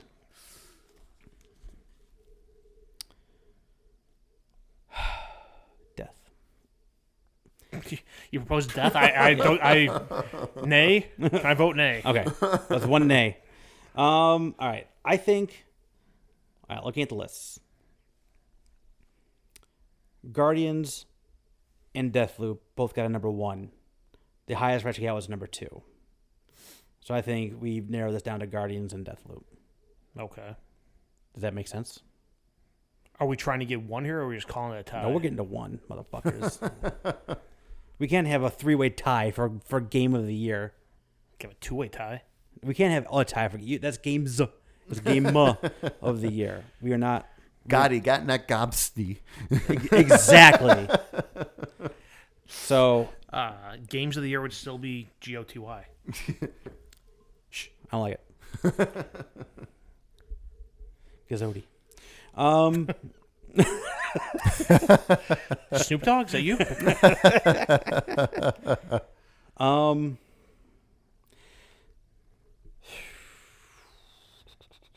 That's crazy. That's wild. I just realized Ratchet did not make your list. That's wild. Ratchet. I got my honorable mention. Oh yeah, no. It's a little wild. Also, some. I don't even want to get into honorable mentions yet, but I didn't put this Disco Elysium Final Cut on there. That was probably the best game I played this year, but I just feel too dirty putting it on my list because it really came out the year before. Yeah. I didn't feel dirty about Doki Doki because it was my number 5 vote, and it was a throwaway. When I made this list originally, it was number 2 for me. So I was just like, I can't have it. It feels dirty. That game is fucking awesome, and everyone should play it. Something I didn't mention about Guardians, the soundtrack in that game is fucking fantastic. That is my true. God, so good. Find it on Spotify. It is It's phenomenal. great. Whoa. That was my gym music for a couple of weeks. Oh, and some of the music choices they picked are like certain parts of the game. Yeah. Oh my God, it's like perfect. I don't know if you guys saw, but there's one of the huddle up things where if you pick the wrong answer, they're basically like goading you into Rick Astley. Yep. Nice. And it's the wrong answer, but it goes right into it. And they play the song. I'm like, that's fantastic. I'm pretty sure I died that time. Did any of you guys have like any kind of like crazy slowdown near the end of the game when you were on an outside section of a spaceship? The only time I had slowdown is if I took a screenshot. I had almost like unplayable amount of slowdown. No, I take that back. I had one point where like it dropped to like it was crawling at one point. It was like a whole. I had to like turn It the was game weird. off and Yes, like I had to reload a restart. save. Yep, I had to do the same thing at one I point. had to do that twice in the same section. I had it just one time. I know It it was just really me. Oh, weird. okay. I don't recall that happening. You would have recalled this. It was It just was like I that can't bad. shoot. Oh, it was like bad. 10. It was like 10 frames per second. it was It was really really bad. bad. Did you guys play on Xbox? Yes. Yeah. Just making sure we're comparing apples. And Oh apples yeah, here. yeah. All right. We got a problem here, guys. It could have been a quick resume problem too. But I thought that. I think because that game I had quite a few quick resume. Quick problems. resume is a problem. It is. It's a blessing and a curse. It is. What do you get? Thoughts? I have thoughts, but I already put one out there, so someone else to turn their thought out there. I honestly, I honestly. Oh, I have a honestly massive problem with it being a tie. I don't. I honestly really don't know what to do because I can't. It sucks. It's like I can't. I didn't play Deathloop, so I can't like say anything. Yeah, you really fucked this up, Steve. That's what I do best. And me not putting on Ratchet or Guardians of the Galaxy really fucked it up. All right, here's what I'm gonna say. I really don't want to do a tie because I think that's some cop out stuff in my world. Yeah, I think it should be Game of the Year. When I talk about like my number 5 game swapped out multiple times, Guardians was that game. Like Guardians is probably my number 6. So I would be willing to give Guardians a half a point for being my number 6. I was gonna say like it's hard to. I mean, don't get me wrong. I'm on board with that, but it's one of those things. Like it's hard to come up with like here's a definitive tiebreaker because Steak didn't play Deathloop. I know. Yeah. Right. Yeah. I know. Yeah. And the window's already closed. But honestly, while you guys were talking about it, I already it's here. I was thinking about like asking you to yeah. let me like hang Your on copy, to it. your copy of Deathloop's right there. You could take it home. Why? I don't know. It just doesn't sound man. interesting. It doesn't sound like it would be for me. It So, doesn't sound like it would be. For me, personally, if we're going, That's fine. I mean, this is our collective game of the year. If we're talking about passion for these 3 games, like I haven't talked about Ratchet at all. I said when I originally played it, I thought it was fine. You know what I mean? Like I thought it was fine. You have no interest in Deathloop whatsoever. We all played Guardians and we all liked it. Yeah. So that is, I mean, unless someone has something else. And it's not like, Guardians wasn't on your list, but you didn't hate the game. Oh no! Like literally, literally, it was number yeah. 6. Like honest to God, like it was one of those things where I was going back and forth. It's like the only reason Forgotten City got the edge on it is because I liked it throughout the whole game. Where Guardians dragged a little bit for me in the middle. I really didn't enjoy the combat, but the other things surrounding it were fucking great. So like and we didn't even talk about like the story with Peter and his mom and all the other stuff. yeah. Really interesting, like deep divey stuff on that. The part in that game where Peter's in his promise. Yes. And what Oh, you get out of that? Yes. Oh god. that was awful. So like, if it ends up being like Guardians, I have 0. Even though it missed my list. I mean, you're all wrong, but Someone says that every year. It's been me a lot Actually, lately. Mike, either you or me say that every year. But I don't mean it this year. I mean, again, if ultimately, like I said, this is our collective game of the year. That's why we do this system. If I were to, rate how we feel about these 3 games, I think we had the most positive to say about Guardians. I'm fine with that, obviously. I would agree with that. Yeah. I don't. Just, yeah. I thought Ratchet was would say- fine. You don't want to play Deathloop at all. I think, so. I think it comes down kind of to your opinion on Guardians and Ratchet. Yeah. I was saying, yeah. Basically, it's kind of like whatever. Ratchet. We know your opinion on Deathloop. Yeah, fucking awesome. Yeah. It is fucking awesome. You're welcome. Oh my god. I was going to buy it. I appreciate you playing it for free. You're welcome. So, Guardians, are we doing this? Sure. Let's do it. That's the 3 In stone. Guardians. GOTG.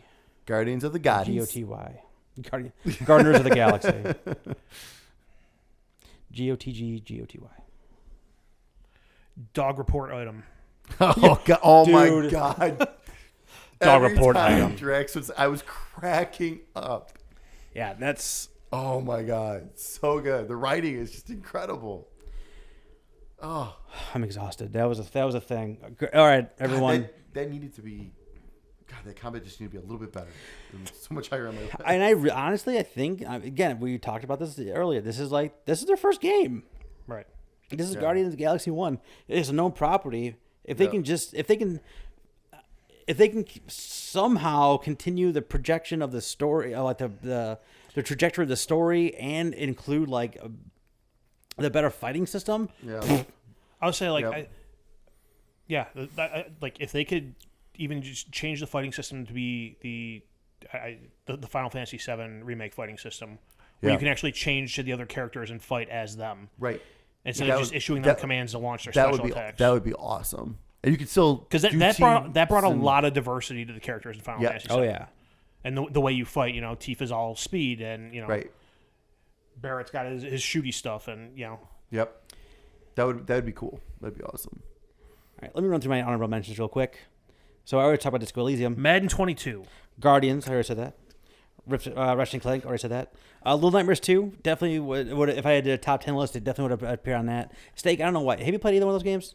I need to. I want to. You need to. Yeah. You keep would saying love you that keep game. saying you need to. You have a lot of things you need to haven't- play. I know, I do. And you're going to play through all the Call of Duties, too. Hey man, I'm doing some work. Little I'm doing some Nightmares. work. Little Nightmares is not that long. You should definitely. Oh, yeah. Dude. It is like It's I on think. Game Pass, isn't it? It was. I think don't it know if was. is. I don't know if it is still. I'll have to look. I'll put Resident Evil Village as an honorable mention too. The Pedestrian. I really like that this year. That's a little puzzle game that was just showed up on Game Pass too. Far Cry 6 also gets a honorable mention from me.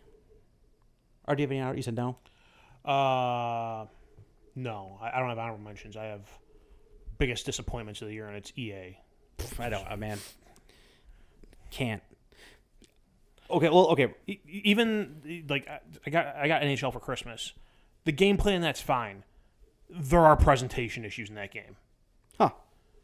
Don't ask me how you can't figure out how to get the right names on the fucking screen. That seems ridiculous. Yeah. I don't know what's going on over there, but they have a huge quality control issue. Between that, Battlefield, Madden. The NHL thing's just annoying because it's presentation.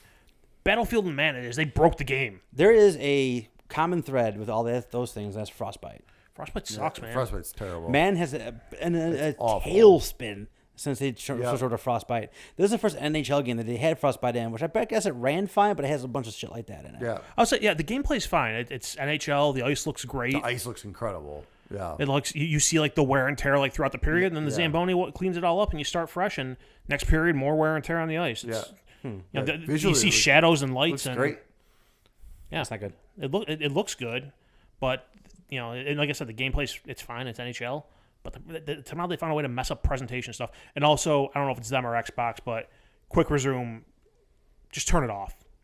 Well, they never work for EA games because you have to be online, and then when you do quick resume, we can't connect you. You gotta do blah blah blah. It's like all that crap. It's the same thing with 2K because I picked up. I don't really talk about it, but I picked up NBA 2K22, and that's the same thing. Where it's like you go quick resume and you get disconnected. So it's like, all right, well, that's stupid. I mean, while we're on the subject, so before we get to the what you're playing, I know you got to do your honorable mentions too. I picked up NBA 2K21. Last year's game at Five Below, literally just to see if they have a good GM mode type of a thing on there, and they had. And playing that game makes me even more mad at Madden. There's just so many things you can do. I mean, NBA does have some different rules and things like that, which I get, but there's so many different things you can fine tune and change and do as just doing GM mode. Yeah. I was just watching I did a fantasy draft and I watched I was watching my team I built play games and just it was stupidly fun. After the game, I'm watching the games man, why the first couple of games I had the A+ rated offense. Why is my guys only scoring 80 some points? I go in, I tinker a little bit. Okay, let's just try to get our stars open and let's go with we're gonna work on getting our stars open. The modern NBA ISO offense and doing 3-point and do perimeter offense a little bit better this time around. I've scored more points, played a couple times, same thing. But I'm just not winning. All right, let me go back in. We'll do get stars open, and then all right, you know what? Shoot at will. I got these great scores. Shoot at will. And that's the only one putting up 130 points a game. So those little things that I can do and manipulate and talk to my coaches and change things. It's there it is, really everybody. Well done. Meanwhile, in Madden, awesome. You could build a super team on the Lions. You're not making the playoffs. I follow the Madden subreddit just for chuckles. Shits and giggles at this point. There was some guy did no, you can be a star or be a whatever their superstar mode is. Yeah. And he had a undrafted quarterback where he played 3 seasons, won 3 Super Bowls, was the NFL MVP for 2 of those seasons, and they made him retire after 3 years. And the blurb says you were undrafted, you made a team, but no one's gonna remember you. You had a good career, call it a day. That's so ridiculous. Well, I mean, is that better or worse than the Jets signing Lamar Jackson and Tom Brady for minimum contracts in the same offseason? My only gripe about the 2K1 fantasy draft is this: they will let you draft whoever it is. I was $40 million over the cap. So okay, well, I can't sign a single free agent in this offseason. And the only reason that I would rather that be the case. I know. That makes more sense, right? Right. That's what I've been saying for a while now with Madden. Give me the fantasy draft with the existing contracts. Right. I lost $100 million my first season because of luxury tax. Luxury tax is exactly what it is. And the only reason I don't still have that on my hard drive is because it takes up 110 gigabytes. Otherwise, 22 takes up 139. But I didn't even play. I said I didn't even play a game. I just moved levers and watched my guys play it, and I was having a great time. I just got it because they added AO to the game. Of course you did. What? You probably have him playing 40 minutes a game, and I downloaded this year's roster on last year's thing, and I drafted AO as my last pick. All right. Anyway. What's your honorable mentions there, Steak? Also Resident Evil Village. Still enjoyed it, but yep, just short. Bravely Default 2 on the Switch. Great. I just have not gotten super far. I mean, I'm on chapter 2 with 30 hours in chapter 2. So yeah, that's gonna be a while before I finish that one. And then Lost Judgment is something I just recently really started getting back into. I just hit.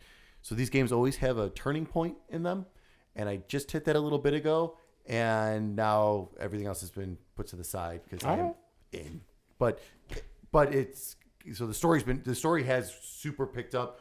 The early half of the game was good, but not great. But now it's getting back to great, but it missed just because it's, like I said, I'm still trying to get through it. I gotcha. So.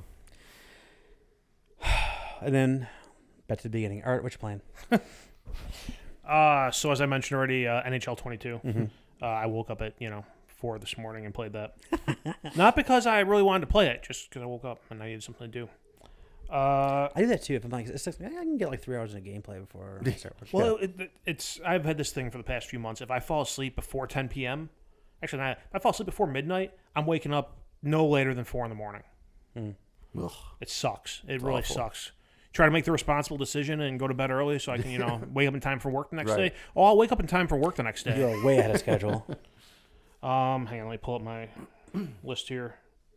As I mentioned, I got the Oculus Quest for Christmas. So with that, I asked for suggestions, and you two both said The Room VR, The game's so good. which was phenomenal. The game's so good.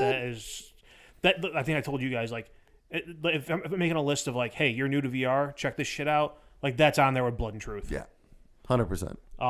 That sent me down a rabbit hole, because apparently there's 4 other The Room games. Yeah, on the They started off as tablet games, but I bought the whole collection on Steam for like $9. Nice. Dude, all those games are so good. I would say I played through all the way through 1, and I think I'm on the last puzzle in 2. Nice. And yeah, they're really good. The issue I have with the non-VR ones is if you get to a point where there's a hint, they put the fucking hint thing in the corner, and they keep making a noise. Bing, bing, bing. Yeah, they do. Shut the fuck up. I know where the hint thing is. If I want a goddamn hint, I'll go get one. Stop binging me. That's my only complaint about that game. Those games are phenomenal. Yep. And actually playing through the first one, the ending of the VR one makes more sense now. Mm-hmm. Yeah. And the other game I played, which is also a VR game, is I Expect You to Die Too. Nice. I did a search. I'm like, Nice. oh, that was kind of like a puzzle escape room. Yeah. Like what else is out there like this? I got that one suggested. I like The Room better. It's fine so far, but one of the things I like about The Room is you can kind of go through there and you go at your own pace. Sure. And I Expect You to Die, there's like timed things you need to do with what's going on the screen. And then like I only did the first mission so far, and once I, defuse the bomb, then enemies start popping out and shooting at you and shit, and you have to try to like get stuff and block their shots and shoot back at them, and that's kind of a pain in the ass to do in VR. I was kind of looking for something more the speed of The Room, which I guess I'll keep looking. I'll probably go back to I Expect You to Die at some point, but it's not something I'm dying to get back to like I was with The Room. The Room was one of those things where like I fired it up and played it the first night and got through like the first room when you start off. Yeah. And then went back and played it the next day, and I was hooked. Yeah. Yeah. It was like I went through the headset on, played for like an hour, took a break, went back in, played for like another 45 minutes. It was dinner time, went and ate dinner, went back up and played the game some more, and then I got the low battery message. Yeah. Which, by the way, I now own the head strap with the battery. Oh, yeah. Oh, you bought that one? Yeah. Yeah. I had a gift card to Best Buy. So Nice. Perfect. And then I like finished it that night, and I was like, Yeah. now what am I gonna do? Yeah, dude, that game is just like because I played on PSVR. I had long sessions with that too. Yeah. And it was just like the first time I stopped was like that was just like, okay, I had this thing on for a while, I need a break. Yeah. Like after that I could have kept going if dinner didn't come and the battery didn't die. Yeah, it's because you can see so many different things. There's so many different spots to move around. It's just like, what am I supposed to do here? I know I can figure. It's so good. It's one of those things too where you get to the later puzzles and you're like, you can see the breadcrumbs. Like that's definitely a clue. I just don't know for what yet. That's a clue. That's a clue. Where do they go? Yeah, I had the screwdriver. What does it do? Yeah. These are all Phillips. This is a flathead. What the hell are you expect me to do here? But that's all I've been playing. I'm not gonna lie. Until I fired up NHL this morning, I hadn't played a video game in like a week. It happens. Like it's just I haven't gone down to my basement to play PlayStation. Nothing on Xbox is like grabbing my attention to play. I take that back. I'll play the room. I'll like fire up for 10 minutes, do a little bit, and then turn it off. Yeah. Like just to kind of take a break in the middle of the workday. Sure. But I haven't sat down and like played a game like for a week since this morning. Yeah. Think what you're playing. I'm taking all my breaks until Horizon comes out. Acting like I care for my family and want to spend time with them. And then when that comes out, I'm like, peace. Bye. 1 month away. Can't wait. They're releasing all these trailers and shit, and I'm not watching a goddamn one of them. Nope, I'm good. Like today, I think they put out like the gameplay video. I'm like, They put the story trailer. fuck.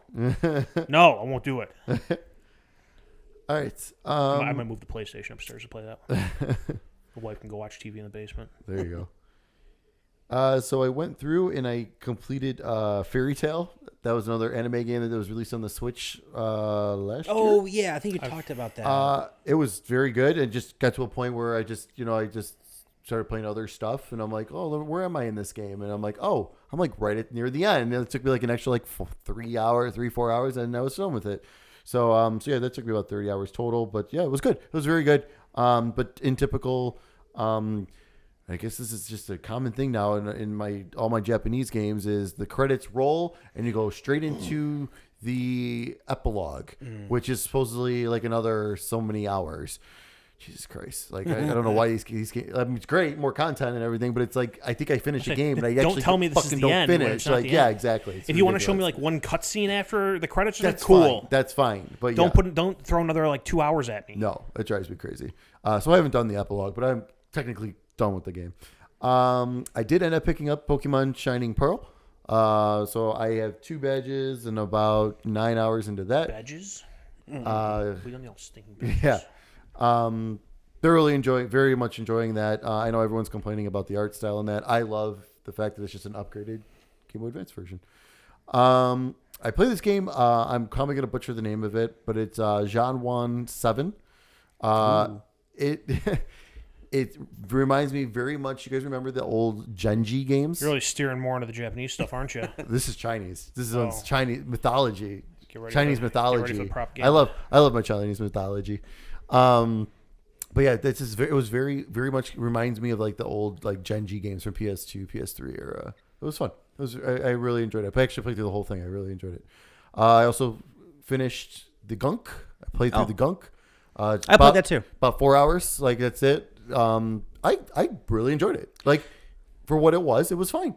Yeah, it's more mellow than I thought it was going to be. Yeah, like which I appreciated because I just came off a bunch of madness. Yeah. I played it I did play it for about 2 hours. I got to a point where like I'm now looking at a like temple, and I haven't got past that yet. It gets really crazy. Yeah, once you get in there a little bit. Yeah, I enjoyed my time with that too. Yeah, it was good. Today I actually started playing Nobody Saves the World, the new Drinkbox game. It's awesome. From just the quick bit I played, I will be playing a lot more of that. I finally started playing Resident Evil 4 VR in Quest 2. Oh, mercy. Oh my God. It is the most intense thing I've ever played. I can't get past the chainsaw guy yet. Okay. Because I am still learning the controls and everything, and I am doing the immersive controls. Oh, so I have madman. everything on me. And you have to pull and reload, and but it's awesome. It looks amazing. It's the best looking game that I've played on Quest, and it is just oh my God. I can't wait to dive back into it. And last but not least, it's finally clicking, guys. Horizon Zero Dawn. I am about 14 hours in now, I want to say, or so. I've been doing decent amount of side stuff just because I get to a certain point where I'm like, all right, I need some level up. Yeah. Need some new gear. I need some new gear or whatever. I need to do some stuff here and there. So I am playing on easy, of course on easy, thankfully. But I don't know. I think I was just ready for a game like that finally. Like I just gotta be in the mood for a game like that type of open world like that. And I think it finally just clicked, and now I'm like, oh, here we go, and took off. So I've been playing quite a bit of that and enjoying it. So yeah, so I'm looking forward to seeing where that story goes and see if I want to play too. Very cool. All right, I think I had my most comprehensive game of the year list. in terms of just like I feel like I played everything I should have played this year. Maybe outside of a couple things, like I don't like Inscription. I know a lot of people talked about, but probably not gonna be for me anyway. Yeah. And I don't know. I can't really think of anything else. So here I will try to keep this brief. Jesus Christ, I can already see the side of the list from here. 1, 2, 3, 4, 5, 6, 7, 8, 9, 10, 11, 12. Mike, 13, we want to go 14, to bed. 15. I'll keep it. We were talking about this. Like Deathloop, we were talking about Guardians. We were talking about Kena. We were talking about right after I finished Kena, I booted up Fist, Forged, and Shadow Torch. Going right off of Kena, I think that did not do that game justice. It does a side-scrolling Metroidvania, not really jiving with the combat. I had to change the controls to the R1, R2 fighting for soft and hard, for soft and strong. Okay. Because that's what Kena was like, and I'm pressing all the wrong buttons. But like the story isn't doing a lot for me either. No. The environment is really, really cool. But yeah, I just feel like the fighting is a little bit too clunky for me to get like really, really dig it. I finished Little Nightmares 2. Played all the way through Genesis Noir. It's a Game Pass game. It is super artsy fartsy, and it is about an hour and a half too long. The whole thing is about only finished in about 3 hours. Oh wow! And the beginning is really cool. Like the whole thing is like the singer you're a I think a private detective, and you walk in on the singer getting shot, but that shot is the Big Bang. So now you're traveling through the dust of this shot and seeing the evolution of all of the universe through this thing, and you're trying to figure out how you can stop that bullet from getting here while the universe goes along, because it's implied when the bullet gets to the girl, the universe explodes too. So, and like for the first hour, and there's an awful lot of you just doing nothing in that game, is watching it go by, and all of a sudden you press a little button, and then you have there's no real puzzle. It's just like, where I gotta click here, I gotta click there. So there's not a whole lot to do in that game. And like I said, if it was like an hour and a half and 2 hours long, I think I would have dug it. But that last hour is just like, oh my god, stop it. Yeah. Played all the way through Artful Escape, another Game Pass game. That is a wonderful one-trick pony. You is side-scrolling, running, jumping, sliding, weird space opera guitar riff, and the whole time there's a button you press to guitar riff, and you can I press that thing down the entire time I played the game. 'Cause why not? Nice. And the whole thing is like you are basically like the nephew of Bob Dylan, if you want to put it like in real people sense. And Bob Dylan was the hero of this town, and everyone knows he is. And you're trying to become an up and coming artist, and you are like you're like drowning in his shadow. So you decide to be like, I'm not going to sing folk music. I'm going to make the most craziest stage persona I've ever seen, and then you go on that journey of making that persona. It's interesting. It's fine. It doesn't do anything too revolutionary. Talk about the gunk already. All right, now we're getting into the indie sales everyone had. So let me know if you've heard any of these games before. Murder Mystery Machine. Nope. It is I have heard that before. It is a again, it's a murder mystery game that I know, but the way you play it is like you have these clever name. You have these small little chapters where you have like a room where you walk around this room, you pick up clues, and you talk to people in that room. Some of it's kind of cool, and then they grade you out based on how effectively if you found everything, if you found all the clues, and the whole idea is you are connecting these clues. So like just like one of those the old like pin and string boards that they have old time. That's the murder mystery machine. Is like you are putting all these pieces of evidence and what people said and witnesses and people who may have done it, and you're like tying strings between them. If you tie the right strings, you get more dialogue options. You can ask more questions, which is actually fine. But most of the time what ends up happening is like you talk to a person, you exhaust the conversation, you have all the information. All right, cool. I go to the machine. I made that connection. That gives me one more thing to talk about. So I go talk to that person. That gives me one more thing that goes in on my board. Then make another connection. So I have one more thing in the connection. Then I go back to talking to that person again and talk to the person about one thing. So it's very tedious going back and forth and one. The story is insane and stupid. But it's like, it's fine. I do like that you can totally miss things. You can totally miss connections. You can totally not do well at all, and they will grade you as an F if you've missed important things and didn't make the right connections. You can put the wrong people in as people, or like we can put the wrong motives in and the wrong suspects in, and they'll let you do it. Played Psychonauts 2 for about an hour. Got really frustrated with the platforming and bailed. I'm not saying I'm bailing forever, but I'm bailing for now. The little indie thing, Please Don't Touch Anything 3D, is a game that's been out forever. You probably have it free right now if you've touched like any sale ever, because it's always constantly getting away for free. It's fine. It has like 18 different endings, and you do it all by a combination of doing things in the right order. I don't know. That's the best I got for that one. Okay, Church in the Darkness, top-down game where you're trying to find your nephew that joined a cult and moved to some jungle land, and you're trying to basically get him out. But it controls so terribly. And the whole hook is supposed to be like procedurally generated, like not only the environments are, but the story is. When you actually get to meeting the pastor who like started this cult, you don't know what kind of person he's going to be. Is he going to be a total crazy radical? Is he just going to be like a super eccentric dude? Is he going to be just like someone that just is a warm, inviting person? You have no idea what you're getting into. And also like your people that are trying to help you find your nephew might help you. I went to the same guy twice.